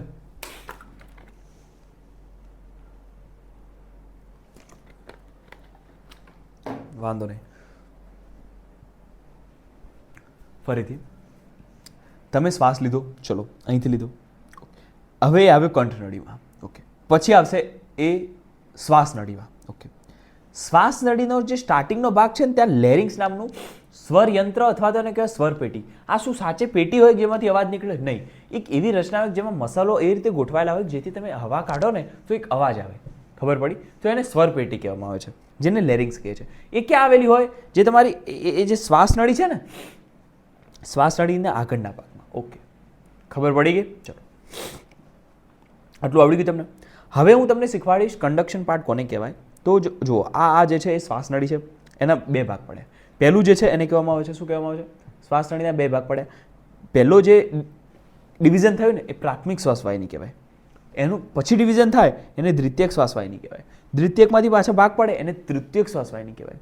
એના ભાગ પાડો તો શ્વાસ વાહિકા કહેવાય. અને હજુ એના પણ ભાગ પાડો તો અંત્ય શ્વાસ વાહિકા કહેવાય. ચલો પ્રાથમિક શ્વાસ નળી હતી આવડે છે, પ્રાથમિક, દ્વિતીયક અને તૃતીયક શ્વાસવાહિની. છેલ્લે શ્વાસ વાહિકા, અંત્ય શ્વાસ વાહિકા. આટલું જે ભાગ હતો એને કહેવાય કન્ડક્ટિંગ પાર્ટ, જે ખાલી હવાને લઈ જાય. જ્યારે આપલે બ્લડ સાથે આપલે કરવાની વાત આવે તો વાયુકોષની નળી, જે નાનકડી નળી હોય એકદમ, અહીંયા નાનકડી નળી હોય અને પછી વાયુકોષ. તો આ શ્વસન અથવા તો વાયુ વિનિમયનો ભાગ જે છે એ ખાલી આ 2 કરે, બીજા બધા જે છે ખાલી લાવવા લઈ જવાનું કામ કરે. ચલો તમને આવડી ગયું? યાદ રાખી લો. ચલો હોશિયાર છોકરા છો યાર તમે તો યાર. હવે જોઈએ આપણે ફરીથી અહીંયા બતાવ્યું છે, જો નાસિકા છિદ્ર છે ત્યાંથી શરૂ થાય, નાસિકાનો એક અહીંયા ખાલી કોટરવાળો ભાગ હોય, પછી ત્યાં પાછળ જાવ એટલે કંઠ નળી આવે, પછી આવે તમારી જો આ છે શ્વસન નળી. જો શ્વસન નળીનો આગળનો ભાગ છે ત્યાં તમારું સ્વર યંત્ર આવેલું હોય. જોયું તમે? મેં કહ્યું ને શ્વસન નળી છે એનો આગળનો ભાગ છે ત્યાં. બીજું આ જે શ્વસન નળી હોય કે પછી તમારી જે કહેવાય ને આ શ્વસન નળી હોય કે પછી જો અહીંયા લખ્યું છે શ્વસન નળી, પ્રાથમિક શ્વાસવાહિની, દ્વિતીયક શ્વાસવાહિની, તૃતીયક શ્વાસવાહિની અને શરૂઆતની જે શ્વાસવાહિકો અહીંયા સુધી તમને આવી રીતે કડીઓ જોવા મળે. જો આ કડીઓ છે, જો એ કડીઓ છે. કડીઓ ક્યાં સુધી? પ્રાથમિક, દ્વિતીયક, તૃતીયક અને સ્ટાર્ટિંગની જે શ્વાસવાહિકાઓ છે ને ત્યાં સુધી. આ બધી જે વસ્તુઓ છે ત્યાં કડીઓ જોવા મળે. આ જો આ કડીઓ છે, જો કાસ્થીની કડીઓ હોય, કડક હોય. કેમ આ કડીઓ કેમ રાખતા હશે? એ કડીઓ ભગવાને એ માટે આપી છે કે પેલી અન્નનળી કેવી પોચી હોય, અન્નનળી હોય ને એકદમ પોચી હોય, ખાવાનું આવે તો ખુલી જાય પાછી બંધ, એકદમ પોચી હોય, એકદમ કહેવાય ને કે એકદમ નથી કહેતા રબડ જેવી એકદમ પોચી. જ્યારે આ જે છે ખુલ્લી રાખવી પડે તો શ્વસન જે છે ઇઝી થાય અને કોલેપ્સ ના થઈ જાય. ખબર પડી? આમ કડક રહે. ખબર પડી? એટલે કે હવા અવર જવર માટે ખુલ્લી હોવી જોઈએ નળી. ઓકે, તો કાસ્થીમાં વલાય આવેલા હોય છે. આ ફેફસું છે. ચલો હવે આમાં એક બીજી વસ્તુ જોઈ તમે. આ જે જમણું ફેફસું છે ને એમાં 3 ભાગ છે, 1 2 3. જ્યારે ડાભામાં ખાલી 2 છે. આવું કેમ? એનું રીઝન છે કે ડાભાની બાજુ હૃદયની ખાંચ આવેલી હોય, અહીંયા હૃદય મસ્ત ગોઠવાયેલું હોય છે, એટલે એ થોડું ફેફસું કમ્પેરેટિવ જોઈએ ને કે આપણા રાઈટથી તો થોડુંક નાનું હોય. ઓકે, બીજું અહીંયા એક મસલવાળું એક પટલ આવેલું હોય જેને ઉરોદર પટલ કહેવાય. જો આ ગુમ્મટ આકારનું છે. ચલો આટલું આવડ્યું? ઓકે, હવે શું છે? જો હવે મેં તમને સમજાવ્યું કે ભાઈ માનવનું શ્વસન તંત્ર આપણે શીખીશું. તો જો નાસિકા છિદ્રથી શરૂ થાય અને નાસિકા ગુહા, બરાબર છે, કંઠનળી એટલે અહીંયા કંઠનળી હોય, બરાબર.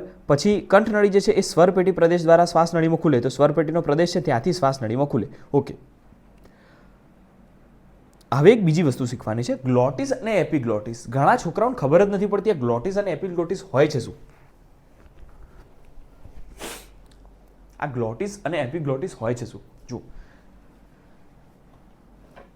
તમારું આ જુઓ, તમે આ જુઓ, શ્વસન લીધું, તમે શ્વાસ લીધો, આ તમારી કંઠનળી આવી ગઈ, આ તમારી શ્વાસ નળી જે છે એ આવી ગઈ. ઓકે, શ્વાસ નળીનો આગળનો ભાગ છે ત્યાં જે કે સ્વરયંત્ર કહીએ ને આપણે, સ્વરયંત્ર આવી ગયું. ચલો, સ્વરપેટી પણ કહી શકાય, આવી ગયું. ચલો, આવી ગયું. હવે એની અંદર જોવાનું, આ અહીંયા ગોળ જે દ્વાર છે, જે રસ્તો છે, જેનાથી આપણે શ્વાસ નળી અંદર આવીએ છીએ, એ દ્વાર જે છે ને એને કહેવામાં આવે છે ગ્લોટિસ. શું કહેવાય છે? બોલો, ગ્લોટિસ. એને કહેવાય ગ્લોટિસ.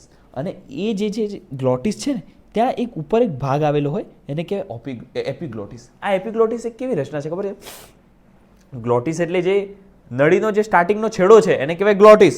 શ્વાસ નળીનો જે સ્ટાર્ટિંગનો છેડો છે એને કહેવાય ગ્લોટિસ, બરાબર ને? દ્વાર. ઓકે, અને એ દ્વાર જે છે એના ઉપર એક આવી રીતે આવેલું એપિગ્લોટિસ. સમજો કે કંઈક ખાવાનું આવે છે ને તો આમ વખાઈ જાય, એટલે આમ કંઈક ખાવાનું આવે તો નીકળી જાય. સમજો કે કંઈક ખાવાનું આવે તો આ બંધ થઈ જાય. બંધ થઈ જાય એટલે પાછળ જે છે એ અન્નનળીમાં જતું રહે ખાવાનું, અહીંયા આવી શકે નહીં. તો આટલું કામ છે. ફરીથી કહું છું, ભૂલતા નહીં. કંઠનળી છે, આ તમારી શ્વાસનળી છે. શ્વાસનળી જે છે એનો આગળનો ભાગ હોય ને તેને કહેવાય સ્વરપેટી, સ્વરયંત્ર. સ્વરયંત્ર જે છે કઈ રીતે હોય તો એની અંદર જુઓ ને તો આગળનો ભાગ જે છે એની અંદર સ્વરયંત્રમાં જે શરૂઆત થાય ત્યાં કહેવાય ગ્લોટિસ. શ્વાસનળીનો શરૂઆતનો ભાગ ગ્લોટિસ, અને ગ્લોટિસ ઉપર એક એપિગ્લોટિસ આવી રચના આવેલી હોય છે. ખાવાનું આવે ને તો આમ બંધ થઈ જાય, એટલે બંધ થઈ જાય એટલે શું? આમ ગોઠવાઈ જાય, એટલે બધું જમવાનો કંઈ કોળિયો આવે તો અહીંયા થઈને આમ નીકળી જશે પાછળ અન્નનળીમાં. ઓકે, ફરીથી શીખવાડો નારાયણભાઈ. જુઓ, આ ડ્રોઈંગ જો એટલે તમને ખ્યાલ આવે. જે તમારી શ્વાસ નળી છે ને ભાઈ, આ શ્વાસ નળી જે છે એની અંદર, આ શ્વાસ નળી જે છે એની અંદર જવા માટે જે સ્ટાર્ટિંગનો દરવાજો છે એને કહેવાય ગ્લોટિસ.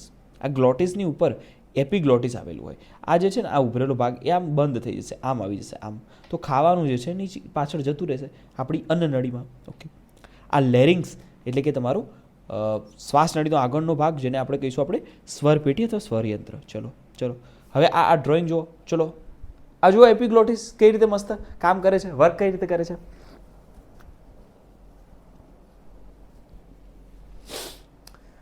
જોયું કેટલું મસ્ત છે. ચલો ફરીથી બતાવી દઉં. જુઓ, અહીંયા જે છે એ એપિગ્લોટિસ જે છે કેવી રીતે મસ્ત રીતે બંધ થઈ જાય, એટલે ખાવાનું પાછળ અન્નનળીમાં મસ્ત નીકળી જાય. ઓકે, અને એ જો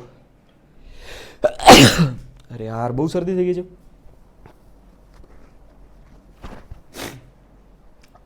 આનાથી શું ફાયદો થાય? તમારું જે જમવાનું જે છે ને એનાથી કંઈક ખાતા હોય ને બોલતા કે અંડાળે જતું રહ્યું ને આમ થાય. આ કેમ એવું કહે છે મમ્મીને? એ માટે કહે છે કે જે તમે બોલતા હોય ને તો એમાં આ ક્રિયા સરખી રીતે થઈ ના શકે, અને જે તમારું જે ખાવાનું કોળિયો જે છે એ ભૂલથી શ્વાસ નળીમાં જતો રહે, અને શ્વાસ નળી જે છે એની અંદર તો નાનો કણ જાય ને તો પણ તમે ઉધરસ ખાઈને થાકી જાઓ. ઓકે, ચલો તમને સમજણ પડી? એપિગ્લોટિસ કોને કહેવાય? ગ્લોટિસ જે છે એ દ્વાર છે ને એની ઉપરનો જે ભાગ છે ને એપિગ્લોટિસ કહેવાય. ચલો, ઓકે, સમજી ગયા? ઓકે, હવે આપણે શું શીખવાના છે? પાછળની બાજુએ કરોડ સ્તંભ આવેલો હોય, જેને આપણે દેશી ભાષામાં કહીએ છે કે મણકા. ફલાણા માસીને કે મણકો ખસી ગયો, ગાદી ખસી ગઈ, બે મણકા વચ્ચે ગાદી હોય છે ને ખસી ગઈ. આવું બધી વાતો તમે સાંભળી હશે બહુ બધી વાર. આ શું છે? આ બીજું કંઈ નથી. પાછળ કરોડ સ્તંભ આવેલું હોય, એની અંદર અલગ અલગ કહેવાય ને કે કશેરુકા આવેલું. જેમ કે અહીંયા પેલી ગળામાં 7 આવેલી હોય, થોરેસિક એટલે જે તમારો છાતીવાળો ભાગ છે એમાં 12 આવેલી હોય. પછી એની નીચે જઈએ તો 5 આવેલી હોય, લંબર એટલે કે તમારો પેટવાળો જે ભાગ છે કમરવાળો ત્યાં, અને પાછળ 5ના એક ભેગાણથી એક બનેલી હોય સેક્રમ, છેલ્લે કોક્સિક. તો હું યાદ રખાવાની ટ્રીક હંમેશા જે રીતે શીખવાડું છું સ્ટુડન્ટે એ આ રીતે હોય છે: 7, 12, 5, 1, 1. 7, 12, 5, 1, 1. આ જે છે ગળાની છે, આ થોરેસિકની યાદ રહેશે, આ લંબર છે, બરાબર, સેક્રમ અને કોક્સિક.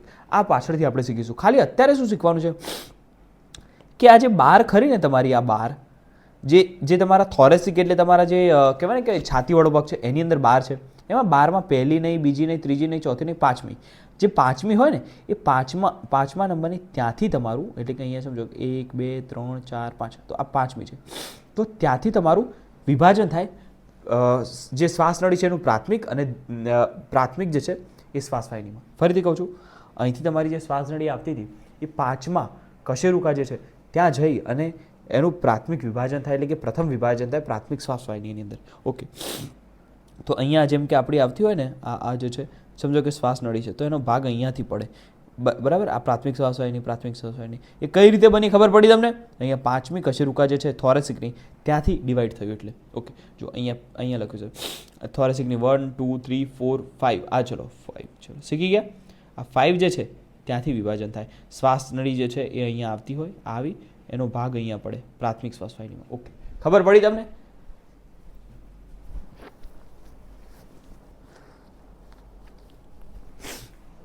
આવડ્યું તમને? ચલો હોશિયાર છોકરાઓ. અને હવે જુઓ, આ તમારી ટ્રેકિયા છે. ચલો, આ તમારી ટ્રેકિયા છે, એટલે કે તમારી આ જુઓ આ રહી. ઓકે, હવે અહીંયા વિભાજન પામી, તો આ વિભાજન જ્યાં પામી એને શું કે પાંચમી કશેરુકા. ઓકે, હવે અહીંયા લખ્યું છે જુઓ કે ભાઈ જુઓ સ્વર પેટી, ચલો અવાજ ઉત્પન્ન કરવામાં મદદ કરે છે, શ્વાસનળીમાં ખુલે છે. હવે જે છે એ સ્વરયંત્ર કાસ્થિમય પેટી છે. આ સ્વરયંત્ર કાસ્થિની બનેલી એક પેટી છે, બરાબર. એ અવાજ ઉત્પન્ન કરવામાં મદદ કરે છે અને તેથી એને સ્વર પેટી કહે છે. તો તમારે ક્યારેય ગભરાવાનું નહીં. સ્વરયંત્ર શું છે? તો કંઠનળી જે છે એ શ્વાસ નળીની અંદર ખુલે. શ્વાસ નળી તો સ્ટાર્ટિંગનો ભાગ છે ને સ્વર પેટી સ્વરયંત્ર કહેવાય. આ સ્વરયંત્ર કાસ્થિની પેટી છે જે અવાજ ઉત્પન્ન કરવામાં મદદ કરે છે. ખોરાક ગળવાની ક્રિયા દરમિયાન જે શ્વાસનો દ્વાર જે છે, એટલે કે તમારું જે ગ્લોટિસ છે ભાઈ, ગ્લોટિસ જે છે એ જે છે એ મસ્ત રીતે એપિગ્લોટિસ દ્વારા કવર, એટલે કે જુઓ આ લખ્યું છે કે શ્વાસ દ્વાર જે છે ગ્લોટિસ એ પાતળા સ્થિતિસ્થાપક કાસ્થિમય પડદો. ફરીથી કહું છું, ખોરાક ગળવાની ક્રિયા દરમિયાન શ્વાસ દ્વાર એટલે કે જે ગ્લોટિસ જે છે એ પાતળા સ્થિતિસ્થાપક કાસ્થિમય પડદો કે જેને ગાંઠી ઢાંકણ એપિગ્લોટિસ કહે છે તેના દ્વારા ઢંકાય છે. ઓકે, તો તમને ખ્યાલ આવે હવે કે કઈ રીતે શું પ્રક્રિયા થાય છે? તો મેં તમને શીખવાડી દીધું છે કે ગ્લોટિસ જે છે, જે શ્વાસનું દ્વાર જે છે એ પાતળા સ્થિતિસ્થાપક કાસ્થિમય પડદા એટલે કે એપિગ્લોટિસ દ્વારા કઈ રીતે ઢંકાય છે. ચલો ઓકે, હવે શ્વાસ નળી સીધી નળી છે અને એ મધ્ય ઉરસ, એટલે ઉરસ એટલે કે તમારી છાતીમાં મધ્યમાં ભાગે આવીને વિભાજન પામે પ્રાથમિક શ્વાસવાહિની અંદર. આ પ્રાથમિક શ્વાસવાહિની જે મધ્ય ઉરસીય ગુહા સુધી લંબાયેલો છે અને પાંચમી ઉરસીય કશેરુકાના સ્તરે એ જમણી અને ડાબી પ્રાથમિક શ્વાસવાહિનીમાં વિભાજન પામે છે. ચલો, દરેક શ્વાસવાહિની વારંવાર વિભાજન પામી દ્વિતીયક શ્વાસવાહિની, તૃતીયક શ્વાસવાહિની, શ્વાસવાહિકા, અંત્ય શ્વાસવાહિકા. ચલો, બરાબર. તો કે તૃતીય શ્વાસવાહિની અને શ્વાસવાહિકા બનાવે છે અને અંતે પાતળી અંત્ય શ્વાસવાહિકામાં અંત પામે છે. તો ચલો, મેં તમને શીખવાડ્યું બધું સાચું હતું. શ્વાસ નળી, પ્રાથમિક શ્વાસવાહિની, દ્વિતીય શ્વાસવાહિની, તૃતીય શ્વાસવાહિની. ચલો, પછી શું? શ્વાસવાહિકા અને અંત્ય શ્વાસવાહિકા. ચલો, એની અંદર અંત પામે છે. શ્વાસ નળી જે છે એ પ્રાથમિક, દ્વિતીયક, તૃતીયક શ્વાસવાહિનીઓ અને શરૂઆતની શ્વાસવાહિનીઓ જે છે. હવે જુઓ, અહીંયા એક મસ્ત વાક્ય લખ્યું છે, આની અંદરથી MCQ 100% આવી શકે. ઘણીવાર છોકરાઓ આવી બધી વસ્તુઓને છે ને એને ઇગ્નોર કરે કે આ તો સમજવાનું નથી. જો શ્વાસ નળી, ચલો અહીંથી યાદ રાખજો. શ્વાસ નળી, પ્રાથમિક શ્વાસવાહિની, દ્વિતીયક શ્વાસવાહિની, તૃતીયક શ્વાસવાહિની. ચલો, એટલું તો આપ્યું છે. હા, એટલું આપ્યું છે. અને શરૂઆતની શ્વાસવાહિકાઓ એ જે છે એ અપૂર્ણ કાસ્થિમય કડીઓ દ્વારા આધાર પામે છે. અપૂર્ણ એ પૂરી ના હોય. પાછળથી જુઓ ને તો એ જેમ કે અહીંયા કેવી હોય, આને આપણે કટ કરી અને જોઈએ તો ઉપરથી આવી હોય, આગળની બાજુ ગોળ હોય પણ પાછળ પૂરું ના કરતી હોય, તો અપૂર્ણ સી આકારની કડીઓ, બરાબર છે. તો અહીંયા લખ્યું છે કે અહીંયા હા, અપૂર્ણ કાસ્થિમય કડીઓ દ્વારા આધાર પામે છે. દરેક અંત્ય શ્વાસવાહિકાઓ જે છે એ અંતે ઘણી બધી પાતળી અનિયમિત દિવાલયુક્ત કોથળીઓ જે છે, શું કે અનિયમિત દિવાલયુક્ત વાહિકાયુક્ત કોથળી જેવી રચનામાં ખુલે છે, જેને વાયુકોષ્ઠ કહે છે. હવે અહીંયા લખ્યું છે કે અને અંતે, એક મિનિટ, મને ખબર નહીં આટલી શરદી કેમ થઈ ગઈ યાર, અને આંખોમાં લાઇટ પડે છે, એમાં પ્રોબ્લેમ થાય છે. મારા ખ્યાલથી મારે ચશ્મા પહેરી લેવા જોઈએ, પણ તમે મને ખીજાવતા નહીં પછી કે આર્યનભાઈ તો સ્ટાઇલ કરે છે ના તે. ઓકે હા મને મારા ખ્યાલથી લાઇટનો જ પ્રોબ્લેમ હતો. હવે ચશ્મા પહેરવા જોઈએ કે નહીં ખબર નથી પડતી મને. મારી જોડે સનગ્લાસીસ છે. હવે સનગ્લાસીસ પહેરીશ પાછા સ્ટુડન્ટ આવી ના જાય કહેવા માટે કે આર્યનભાઈ તો ચશ્મા પહેરીને ભણાવે છે. ચલો હવે ખોટું લગાડતા નહીં, મારી આંખો કામ કરતી નથી, મારે ચશ્મા પહેરવા પડે છે. પણ વાંધો નહીં. જો હવે અરે યાર હા ચશ્માથી જ પ્રોબ્લેમ થતો, મને જોવાતું જ નહોતું સામે. ચલો હવે કેવું છે, અંત્ય શ્વાસ વાહિકા જે છે એને અંતે ઘણી બધી પાતળી અનિયમિત દિવાલયુક્ત વાહિકાયુક્ત કોથળી જેવી રચનામાં કરે છે. હવે આ શું આ કન્ફ્યુઝિંગ લાઈન છે યાર, આમાં કંઈ નથી. આમાં કેવું છે જુઓ, અંત્ય શ્વાસ વાહિકા હોય ને એક ગોળ દડા જેવી નાની નાની એકદમ ઝીણી ઝીણી રચના જે છે એની અંદર ખુલે, બરાબર. એને કહેવામાં આવે છે વાયુકોષ્ઠ. આ વાયુકોષ્ઠ ગોળ દડા જેવી રચના હોય. અહીંયા તમે જુઓ ને તો તમને ખ્યાલ આવે. અહીંયા મેં બતાવી છે, આ જુઓ, આ જે છે એ શું છે, વાયુકોષ્ઠ. તો એની અંદર ખુલે. ઓકે, હવે એની અંદર સમજવાનું શું છે, અનિયમિત દિવાલયુક્ત વાહિકાયુક્ત કોથળી જેવી રચનામાં ખુલે છે જેને વાયુકોષ્ઠ કહે છે. શ્વાસવાહિની શ્વાસ વાહિકાઓનું શાખિત જાડું આ વાયુકોષ્ઠ આ બધું ભેગું થઈને આખી ફેફસાની રચના કરે છે. ચલો તો ફેફસાની રચના કઈ રીતે થાય? શ્વાસવાહિની જે છે બધી ઘણી બધી શ્વાસ વાહિકાઓનું આખું જે શાખિત નાની નાની ભાગ પડતા ગયા ને એનું જાડું અને વાયુકોષ્ઠ આ બધા ભેગા થઈને ફેફસાની રચના કરે છે. આમાં કઈ શીખવાનું? આમાં શીખવાનું એક જ વસ્તુ હતી, કયો ભાગ કયો જે છે એ કહેવાય ને કે ખાલી હવાને લાવે લઈ જાય છે અને કયો ભાગ જે છે એ વાયુઓનું વિનિમય કરે છે. ઓકે, હવે જો કહું છું, કોઈ એવું બધું ના કરતા કે ભાઈ આર્યનભાઈ તો ચશ્મા પહેરીને ફેશનમાં ભણાવે છે, એવું નથી. લાઇટ પડે છે, મારાથી જોવાતું નહોતું તમારી સામે અને હું વાંચી જ નહોતો શકતો યાર. લેક્ચર બંધ કરવાની ઈચ્છા થઈ ગઈ હતી, આંખો દુખવા લાગે છે. પણ હવે ગોગલ્સથી કંઈક થાય છે. જે બ્લુ લાઇટવાળું ઘણા બધા સજેશન આપે છે એનાથી ટ્રાય કર્યો, પણ એનાથી આંખો તો દુખે જ છે, કારણ કે લાઇટ તો આવે જ છે ને, બ્લુ લાઇટ નથી આવતી, પણ એ મોબાઈલમાંથી આવે બ્લુ લાઇટ જે છે એનાથી ફરક ના પડે. તો પછી આ ગોગલ્સ મારે રાખવા પડે. ચલો હવે જો શ્વાસવાહિના જે છે શ્વાસવાહિકાઓ બધા ભેગા થઈને વાયુકોષો સાથે મળીને એક ફેફસાની રચના કરે. મહત્વની વાત એ છે કે આમાં કયો ભાગ જે છે એ વાયુઓનું વિનિમય કરે. તો મેં તમને શીખવાડ્યું કે આ જે છે આટલો ભાગ એ ખાલી વાયુઓનું વિનિમય નીચેના બે ભાગો કરે, વાયુકોષ્ઠની નલિકા અને વાયુકોષ્ઠ. જ્યારે આ શ્વાસનળી, પ્રાથમિક શ્વાસવાહિની, દ્વિતીયક શ્વાસવાહિની અને તૃતીયક શ્વાસવાહિની, શ્વાસવાહિકા અને અંત્ય શ્વાસવાહિકા, આ જે છે આ જે ભાગ એ કંડક્શન પાર્ટ છે જે ખાલી સંવહન, ખાલી હવાને લાવે લઈ જાય. ઓકે ચલો આટલું આવડ્યું તમને?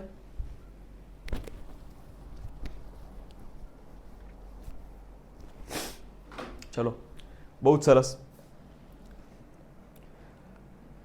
હા હવે કેવું છે, હવે આપણું જે ફેફસું હોય ને, એટલે કે આપણા જે ફેફસા છે એની બહારની બાજુ એક બીજું પટલ આવેલું હોય. ઓકે, અને આ બંને પટલ જે છે એની વચ્ચે કંઈક ફ્લુઇડ જેવું ભરેલું હોય. આ કેમ હોય કોઈને ખબર છે? આ તો આવી વસ્તુ તો આપણને પહેલામાં પણ જોવા મળી હતી. આપણા જે હૃદય છે એની અંદર, હૃદયમાં પણ બે પટલ હતા અને બે પટલની વચ્ચે કંઈક ફ્લુઇડ જેવું ભરતા. એ રીઝન છે કે આપણી સેફટી એક જોવા જઈએ તો એક આંચકો ના આવે. જેમ કે આપણું આ ફેફસું છે, આ ફેફસું છે, ચલો એની ઉપર એક બીજું પટલ હોય અને એની વચ્ચેનો ભાગ છે એની અંદર પાછું ફ્લુઇડ ભરેલું હોય, બરાબર. તો આ જે છે એને કહેવામાં આવે છે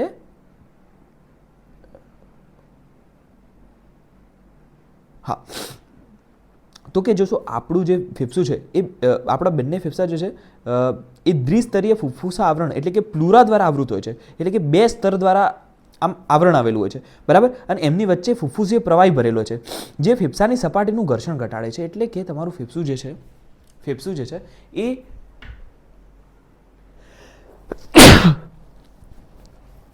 અરે યાર આ કેમ આટલું ખતરનાક વાળી મને શરદી થઈ ગઈ છે યાર. પણ હું તો હાર નથી માનવાનો કે તમને હાર માનવા પણ નહીં દઉં. આપણે ભણાવવું છે, આજે ચેપ્ટર પૂરું કરવું છે વન શોટમાં જ.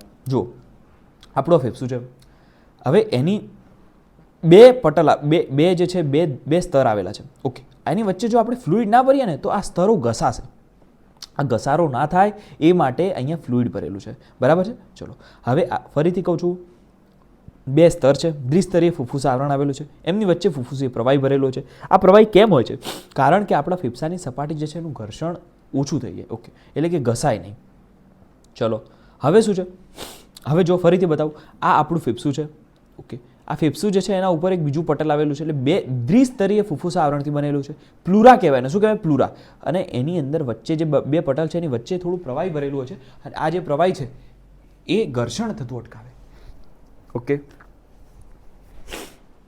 ચલો જુઓ આ જે છે આ પહેલું સ્તર છે, અહીંયા બતાવ્યું છે જુઓ, અને આ બીજું સ્તર છે. બંને વચ્ચે પ્લુરલ સ્પેસ એટલે કે ખાલી જગ્યા છે જેની અંદર આપણું ફુફ્ફુસીય પ્રવાહી ભરેલું હોય છે. ચલો હવે આપણી આ એનસીઆરટીનો ડાયાગ્રામ છે, આ ખાસ યાદ કરવાનું, કારણ કે આમાં કેવું છે, આ બતાવે કે ચલો આ શું છે, તો તમારે કહેવાનું ઘાટી ઢાંકણ. ઘાટી ઢાંકણ એટલે એપિગ્લોટિસ ભાઈ. ચલો એપિગ્લોટિસ. ચલો પછી સ્વરપેટી. સ્વરપેટી એટલે કે જે આ જે ભાગ છે ને, સ્વરપેટી કહીશું, શ્વાસ નળીના આગળના ભાગે આવેલું હોય છે, જેની અંદરથી અવાજ ઉત્પન્ન થશે. ચલો શ્વાસ નળી આવી, પાંચમી ઉરસીય કશેરુકા હોય ને ત્યાંથી વિભાજન પામશે જમણું અને ડાબું આપણું પ્રાથમિક શ્વાસવાહિની. એની અંદરથી પછી દ્વિતીયક શ્વાસવાહિની, દ્વિતીયકમાંથી તૃતીયક, છેલ્લે વાયુ, બરાબર, અને તૃતીયકમાંથી શ્વાસવાહિકા, અને પછી અંત્યશ્વાસવાહિકા, અને એની અંદરથી શું આવશે, વાયુકોષ્ઠની નલિકા, અને છેલ્લે વાયુકોષ્ઠ. તો આ જે રચના બની આખું મસ્ત જાડું આ ફેફસું બનાવે. ફેફસાની અંદર બે આવરણ આવેલા હોય છે, ફુફ્ફુસી આવરણ, એક અંદર એક બહાર, બરાબર છે. બંને વચ્ચે જે છે ફુફ્ફુસી આવરણ જળ આવેલું હોય છે, એટલે કે ફ્લુઇડ આવેલું હોય છે જે ઘર્ષણ અટકાવે. છેલ્લે આ જો વાયુકોષ પણ બતાવેલો છે. ઓકે, અને વાયુકોષની સૂક્ષ્મ શ્વાસવાહિકા જુઓ તમે કેટલું મસ્ત આપણે આપેલું છે, પણ એનસીઆરટીમાં કેવું છે, એક સિક્વન્સમાં ના આપેલું હોય. એટલે બને ત્યાં સુધી મેં તમને જેટલા પણ ડ્રોઈંગ થતા બધા બતાવી દીધા છે, બરાબર. ઇમેજ હવે જો કશેરુકાનો ક્રમ 7 12 5 1 1, 7 12 5 1 1. આ 7 12 5 1 1 શું છે, જો 7 12 5 1 1, 7 એટલે ગ્રીવામાં આવેલી હોય, 7 કશેરુકાઓ આપણા ગળામાં આવેલી હોય, 12 જે છે આપણા છાતીમાં ઉરસમાં આવેલી હોય, અને 5 જે છે એ કટી પ્રદેશમાં, અને એક ત્રિક અને એક પૂંછમાં. ચલો આટલું તમને ખબર પડી. તો આ કશેરુકાનો ક્રમ તમને 7 12 5 1 1. ચલો મારા સાથે બોલો, 7 12 5 1 1. આમાં જોજો 7 તમને ગળામાં યાદ રહેશે, ઉરસમાં 5 યાદ રહેશે, કટી એટલે કે કમરવાળો ભાગ જે છે એની અંદર 5 યાદ રહેશે, 7 12 5, બરાબર. આ એક એક તો યાદ રહી જવાનું યાર. ચલો યાદ, એક ત્રિક છે, એક પૂંછ છે. ચલો ફરીથી, 7 ગ્રીવા, 12 ઉરસ, 5 કટી, 1 ત્રિક, 1 પૂંછ. ફરીથી 7 ગ્રીવા, 12 ઉરસ, 5 કટી, 1 ત્રિક, 1 પૂંછ. ચલો આમાં જે આપણે અહીંયા યાદ કેમ રખાવું છું આ, કારણ કે પાછળના ચેપ્ટરમાં ઓલરેડી આવવાનું છે, તો આપણે અત્યારથી શીખી જઈએ, શું વાંધો છે. ચલો ઉરસ જે છે એટલે કે એની અંદર 12 કશેરુકામાં એક 5મા નંબરની હોય, બરાબર. ત્યાં તમારું આ વિભાજન થાય. ખબર પડી તમને? તો અહીંયા લખ્યું છે, જો ક્યાં ગયું યાર, હા ચલો અહીંયા લખ્યું છે ને. ચલો ઉરસની અંદર 5મા નંબરની હોય ને ત્યાં વિભાજન થાય. ચલો મસ્ત છે, સમજી ગયા. ઓકે, હવે અહીંયા એક બીજી વસ્તુ શીખવા જેવી શું મળી કે જો પાસળીઓના કપાયેલા છેડા, એટલે કે તમને ખ્યાલ છે ફેફસા જે છે એ પાસળીઓથી ઘેરાયેલા હોય.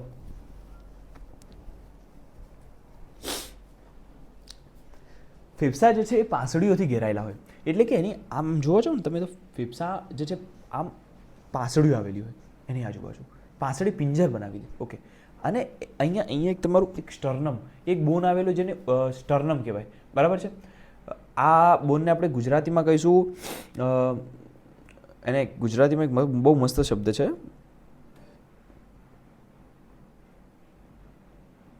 ક્યાં છે, ઉરોસ્થિ. ઓકે, તો અહીંયા એક ઉરોસ્થિ આવેલું હોય, બરાબર છે. તો ઉરોસ્થિ જે છે એ પાસળીઓ આમ જોડાયેલી હોય, એની સાથે પાસળીઓ આમ જોડાયેલી હોય. ઓકે,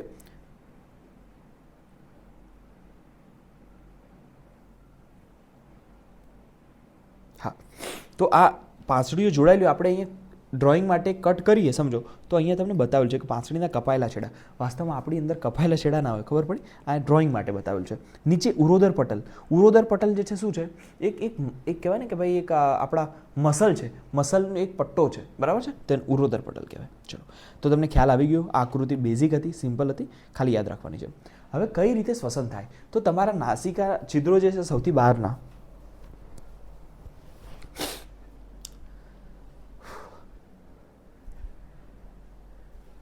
નાસિકા જે છિદ્રો છે સૌથી બહારના, ત્યાંથી શ્વસનની શરૂઆત થાય, ત્યાંથી આપણે ઓક્સિજન લઈએ છીએ, બરાબર. એટલે ઓક્સિજન બધી હવા લઈએ છીએ, બરાબર છે. એટલે નાસિકા છિદ્રો જે છે ત્યાંથી શ્વસનની શરૂઆત થઈ.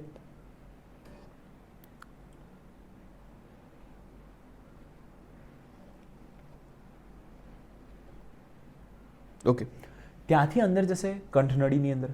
કંઠનળી જે છે ત્યાંથી આપણું જશે શ્વાસનળીની અંદર.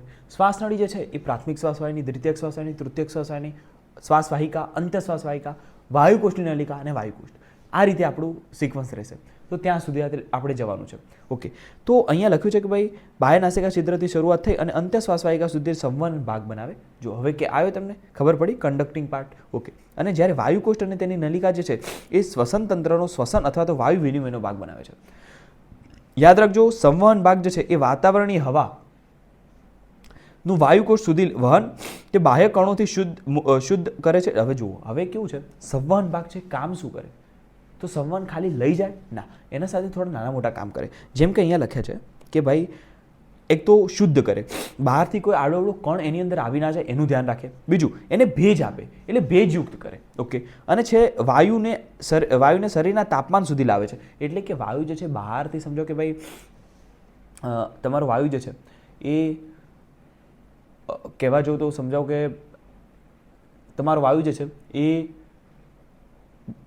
બહુ ગરમ છે, બહુ ઠંડો છે, તો એને આપણે એક ફિક્સ તાપમાન પર લાવવું પડે. જેમ કે આપણી બોડીનું તાપમાન સમજો કે આપણે 36 સમજીએ તો 36 સુધી લાવવું પડે, 37 સુધી લાવવું પડે. તો એને છે ને આપણે ગરમને ગરમ ના રાખી શકીએ કે બહુ ઠંડુ ના, આપણી બોડીના ટેમ્પરેચર પર આપણે એને લાવવું પડે.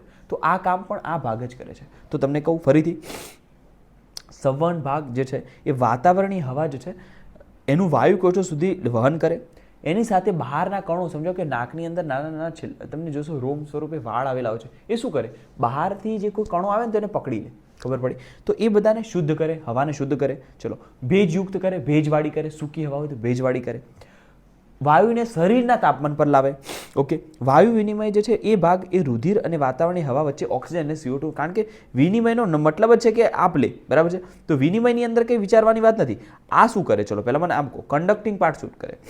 તો બહારથી કોઈ ખરાબ કણો છે તો એને રોકી લે, શુદ્ધ કરે. બીજું, એ જે છે એ વાયુને તાપમાન જે છે એને પ્રોપર મેચ કરે, આપણા બોડીના તાપમાન સુધી લાવી દે. ઓકે, બીજું, સૂકી હવા હોય તો એને ભેજવાળી કરે. ચલો, છેલ્લે આ વાયુકોષની નલિકાને વાયુકોષ શું કરે? તો વાયુઓનું વિનિમય કરે, એ બ્લડ સાથે ઓક્સિજન અને CO2 ની આપ-લે કરે. ચલો, એમાં તો કંઈ છે નહીં. ઓકે, હવે બાહ્ય ફુફ્ફુસી આવરણ એટલે કે સમજો કે આપણા ફુફ્ફુસી આવરણ બે છે, એક અંદરનું ને એક બહારનું. હવે બહારનું જે છે એ ઉરસની જે સપાટી હોય એટલે કે તમારી જે છાતીની સપાટી હોય ત્યાં જોડાયેલું હોય. ઓકે, અને અંતઃફુફ્ફુસીય આવરણ એટલે કે અંદરનું ફુફ્ફુસીય આવરણ છે, આ અંદરનું એ ફેફસા સાથે જોડાયેલું હોય. તો આમાં કંઈ વિચારવાની વાત નથી. ચલો, તમને કે આ ક્યાં જોડાયેલું હોય બહારનું ફુફ્ફુસીય આવરણ? તો તમે કહેશો કે ભાઈ જે છાતી આપણી જે ઉરસ છે એની સંપર્ક સપાટી સાથે હોય, અને આ જે છે અંદરનો ભાગ આપણે કે અંદરનો આ જો આ અંદરનો ભાગ એ આ તમારા જે ફેફસા છે એની સાથે જોડાયેલો હોય, અને બંનેની વચ્ચે જે છે એ ફ્લુઇડ આવેલું હોય. ચલો, ખબર પડી તમને? ઓકે, ચલો, બહુ સરસ.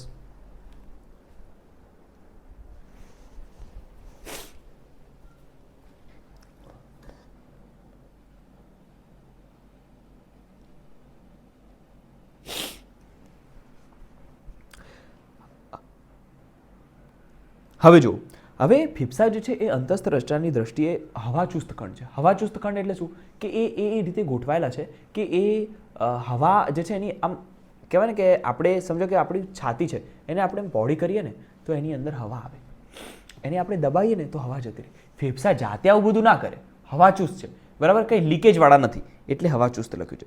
ચલો, હવે આ જે છે આપણા ફેફસા જે છે એ ઉરસીય ગુહાની અંદર સ્થાન પામેલા છે, અને ઉરસીય ગુહા પૃષ્ઠ બાજુએ કરોડ સ્તંભ દ્વારા, હવે તમને હું એક દેશી ભાષામાં કહું કે આપણું કહેવાય ને કે ભાઈ આપણી ઉરસી ગુહા છે એટલે કે જે આ છાતીવાળો ભાગ છે એ કઈ રીતે કોના દ્વારા ઘેરાયેલો હોય, શું હોય એની અંદર? તો પાછળ કરોડ સ્તંભ આવેલો હોય, આજુબાજુ એટલે પાર્શ્વ બાજુએ તમારા પાસળીઓ આવેલી હોય, આગળની બાજુ એટલે છાતીની અંદર અહીંયા વાત કરું તો એ જે ભાગ છે એની અંદર આપણેલું આવેલું ઉરોસ્થિ. ચલો, ઉરોસ્થિ. તો હવે તમને ખબર પડી ગઈ. તમને કોઈ કે વક્ષ બાજુ આગળનો ભાગ છે ને વક્ષ કહેવાય. શું કહેવાય? વક્ષ. તમને અમને ખબર ના હોય તો હું તમને શીખવાડી દઉં. આગળનો ભાગ છે ને વક્ષ કહેવાય, પાછળનો જે છે એને શું કહેવાય? પૃષ્ઠ. ઓકે, સાઈડનો જે છે એને પાર્શ્વ કહેવાય. શું કહેવાય? પાર્શ્વ. આ પાર્શ્વ સાઈડ છે, આગળ જે છે વક્ષ, પાછળ જે છે પૃષ્ઠ, આ જે છે એ પાર્શ્વ છે. પાર્શ્વ એટલે સાઈડની વસ્તુ છે. તો તમને કોઈ પૂછે કે પાછળ શું છે તો તમારે કહેવાનું કરોડસ્તંભ. તમને કહ્યું છે વક્ષ તો તમે કહેશો ઉરોસ્થિ નામની એક અસ્થિ આવેલી હોય. ઓકે. તમને કહ્યું છે પાર્શ્વ તો પાર્શ્વમાં કહેવાનું કે પાછળિયું આવેલી હોય. અને નીચેની બાજુ શું તો ઘુમ્મટ આકારનું એક તમારું આવેલું ઉરોદર પટલ. તો તમને ખ્યાલ આવી ગયો કે કઈ રીતે આપણી ઉરસીય ગુહા બને છે. તો ઉરસની અંદર ફેફસાની અંતસ્થ ગોઠવણી એવી હોય છે કે ઉરસીય ગુહાના કદમાં થતો કોઈ પણ ફેરફાર એ ફુફ્ફુસીય ગુહામાં જોવા મળે. એનો મતલબ છે કે આ જે ઉરસની ગુહા મેં આખી તમને કહી એની અંદર આપણા ફેફસા આવેલા હોય અને આ ફેફસા જે છે એ જાતે કંઈ કરી ના શકે. સમજો કે આપણે આ ઉરસીય ગુહાનું કદ આપણે મોટું કરીએ, બરાબર છે, મોટું કરીએ તો ફેફસા ઓટોમેટિક એની સાઇઝ મોટી થશે. સમજો કે આપણે ઉરસીય ગુહાનું કદ ઘટાડીએ તો ફેફસા ઓટોમેટિક નાના થશે. તો ઓકે, તમને ખ્યાલ આવવો જોઈએ કે ઉરસીય ગુહાના કદમાં જો ફેરફાર કરશો તો સીધો ફુફ્ફુસીય ગુહામાં ફેરફાર તમને જોવા મળશે. ઓકે.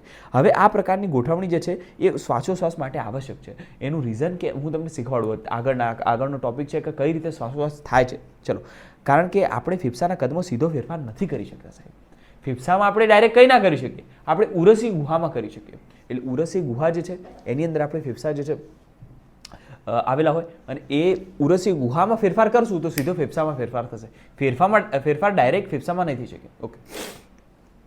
ઉરસીય ગુહા એની બાજુ વાત કરું, પૃષ્ઠ બાજુ એટલે કરોડસ્તંભ આવેલો હોય, પાછળની બાજુ વક્ષ બાજુ એ ઉરોસ્થિ આવેલી હોય. ચલો, પાર્શ્વ બાજુ એ પાછળિયું આવેલી હોય, નીચેની બાજુ ઘુમ્મટ આકારનું ઉરોદર પટલ આવેલું હોય.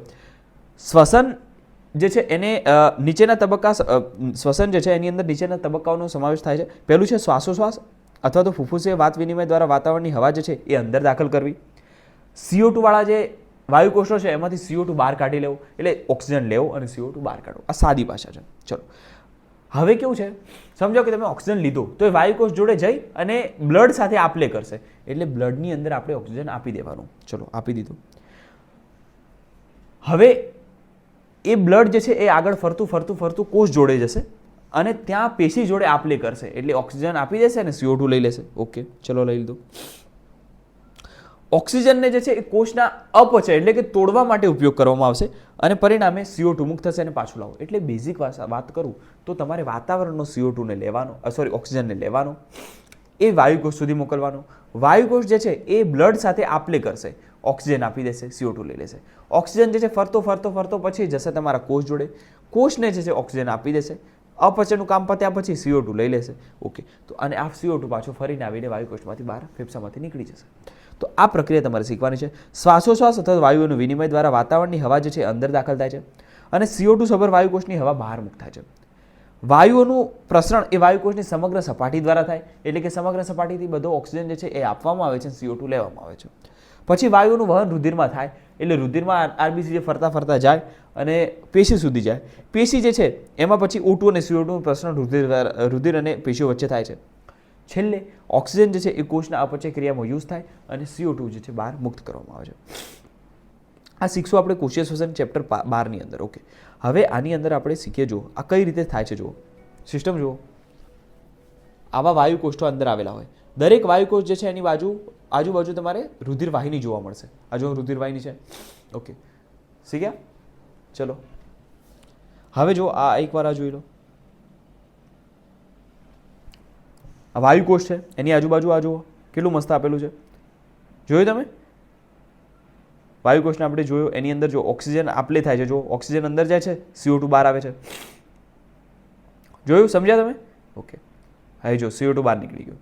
ચલો સમજ્યા? ફરીથી સમજાવું. ઓક્સિજન આવ્યો, વાયુકોષમાં જશે, વાયુકોષમાંથી એ જે છે એ આપલે થશે બ્લડ સાથે. ઓકે, બ્લડ સાથે આપલે થઈ. ઓકે, બ્લડ ફરતું કોષ જોડે જશે, ત્યાં આવી રીતે આપલે કરશે અને CO2 લાવીને પાછો આમાં નાખશે. આ CO2 આવ્યો એ જશે પાછો બહાર ઉચ્છ્વાસમાં. ચલો, CO2 જતો રહ્યો. તો તમને ખબર હોવી જોઈએ.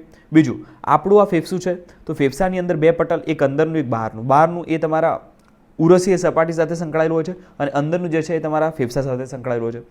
નીચેની બાજુ તમારું ડાયાફ્રામ છે. આટલી બેઝિક વસ્તુ ખાલી શીખતા રહેશો ને તો તમને આગળ શીખવાડીશ. આ જો આ બલૂન શીખવાડ્યું એનો મતલબ એમ છે કે તમારે આંચકાથી બચાવે અને ઘર્ષણ થતું અટકાવે. એ માટે અહીંયા તમારું પ્લુરલ કહેવાય ને કે ફ્લુઇડ આવેલું છે. ઓકે. હવે શ્વાસોશ્વાસની ક્રિયાવિધિ. મારા ખ્યાલથી મારે આ શરદીનું કંઈક કરવું પડશે, નહીં તો હું તમને કોન્સન્ટ્રેટ સાથે સમજાવી નહીં શકું. પણ આપણે આ ચેપ્ટર આજે પૂરું કરવાનું છે, ફાઇનલ છે, બરાબર છે. તમને બપોરે કે રાતે લેક્ચર મળી જશે, આપણે રાતે પૂરું કરીએ આને, પણ પૂરું કરવું પડશે, બરાબર છે. અને આ રીતે ભણાવવાની મજા નથી આવતી મને, કંઈક કરવું પડશે, મારે આ શરદીનું દવા બવા લેવી પડશે. અને ચલો નેક્સ્ટ લેક્ચરમાં મળીએ છીએ, ત્યાં સુધી બીજું કંઈ વાંચતા રહો, બરાબર છે. પૂરું કરવાનું છે આપણે, આખું સિલેબસ પૂરો કરવાનું છે, આ ચેપ્ટર પણ પૂરું કરવાનું છે ને. ચલો, જય શ્રી રામ.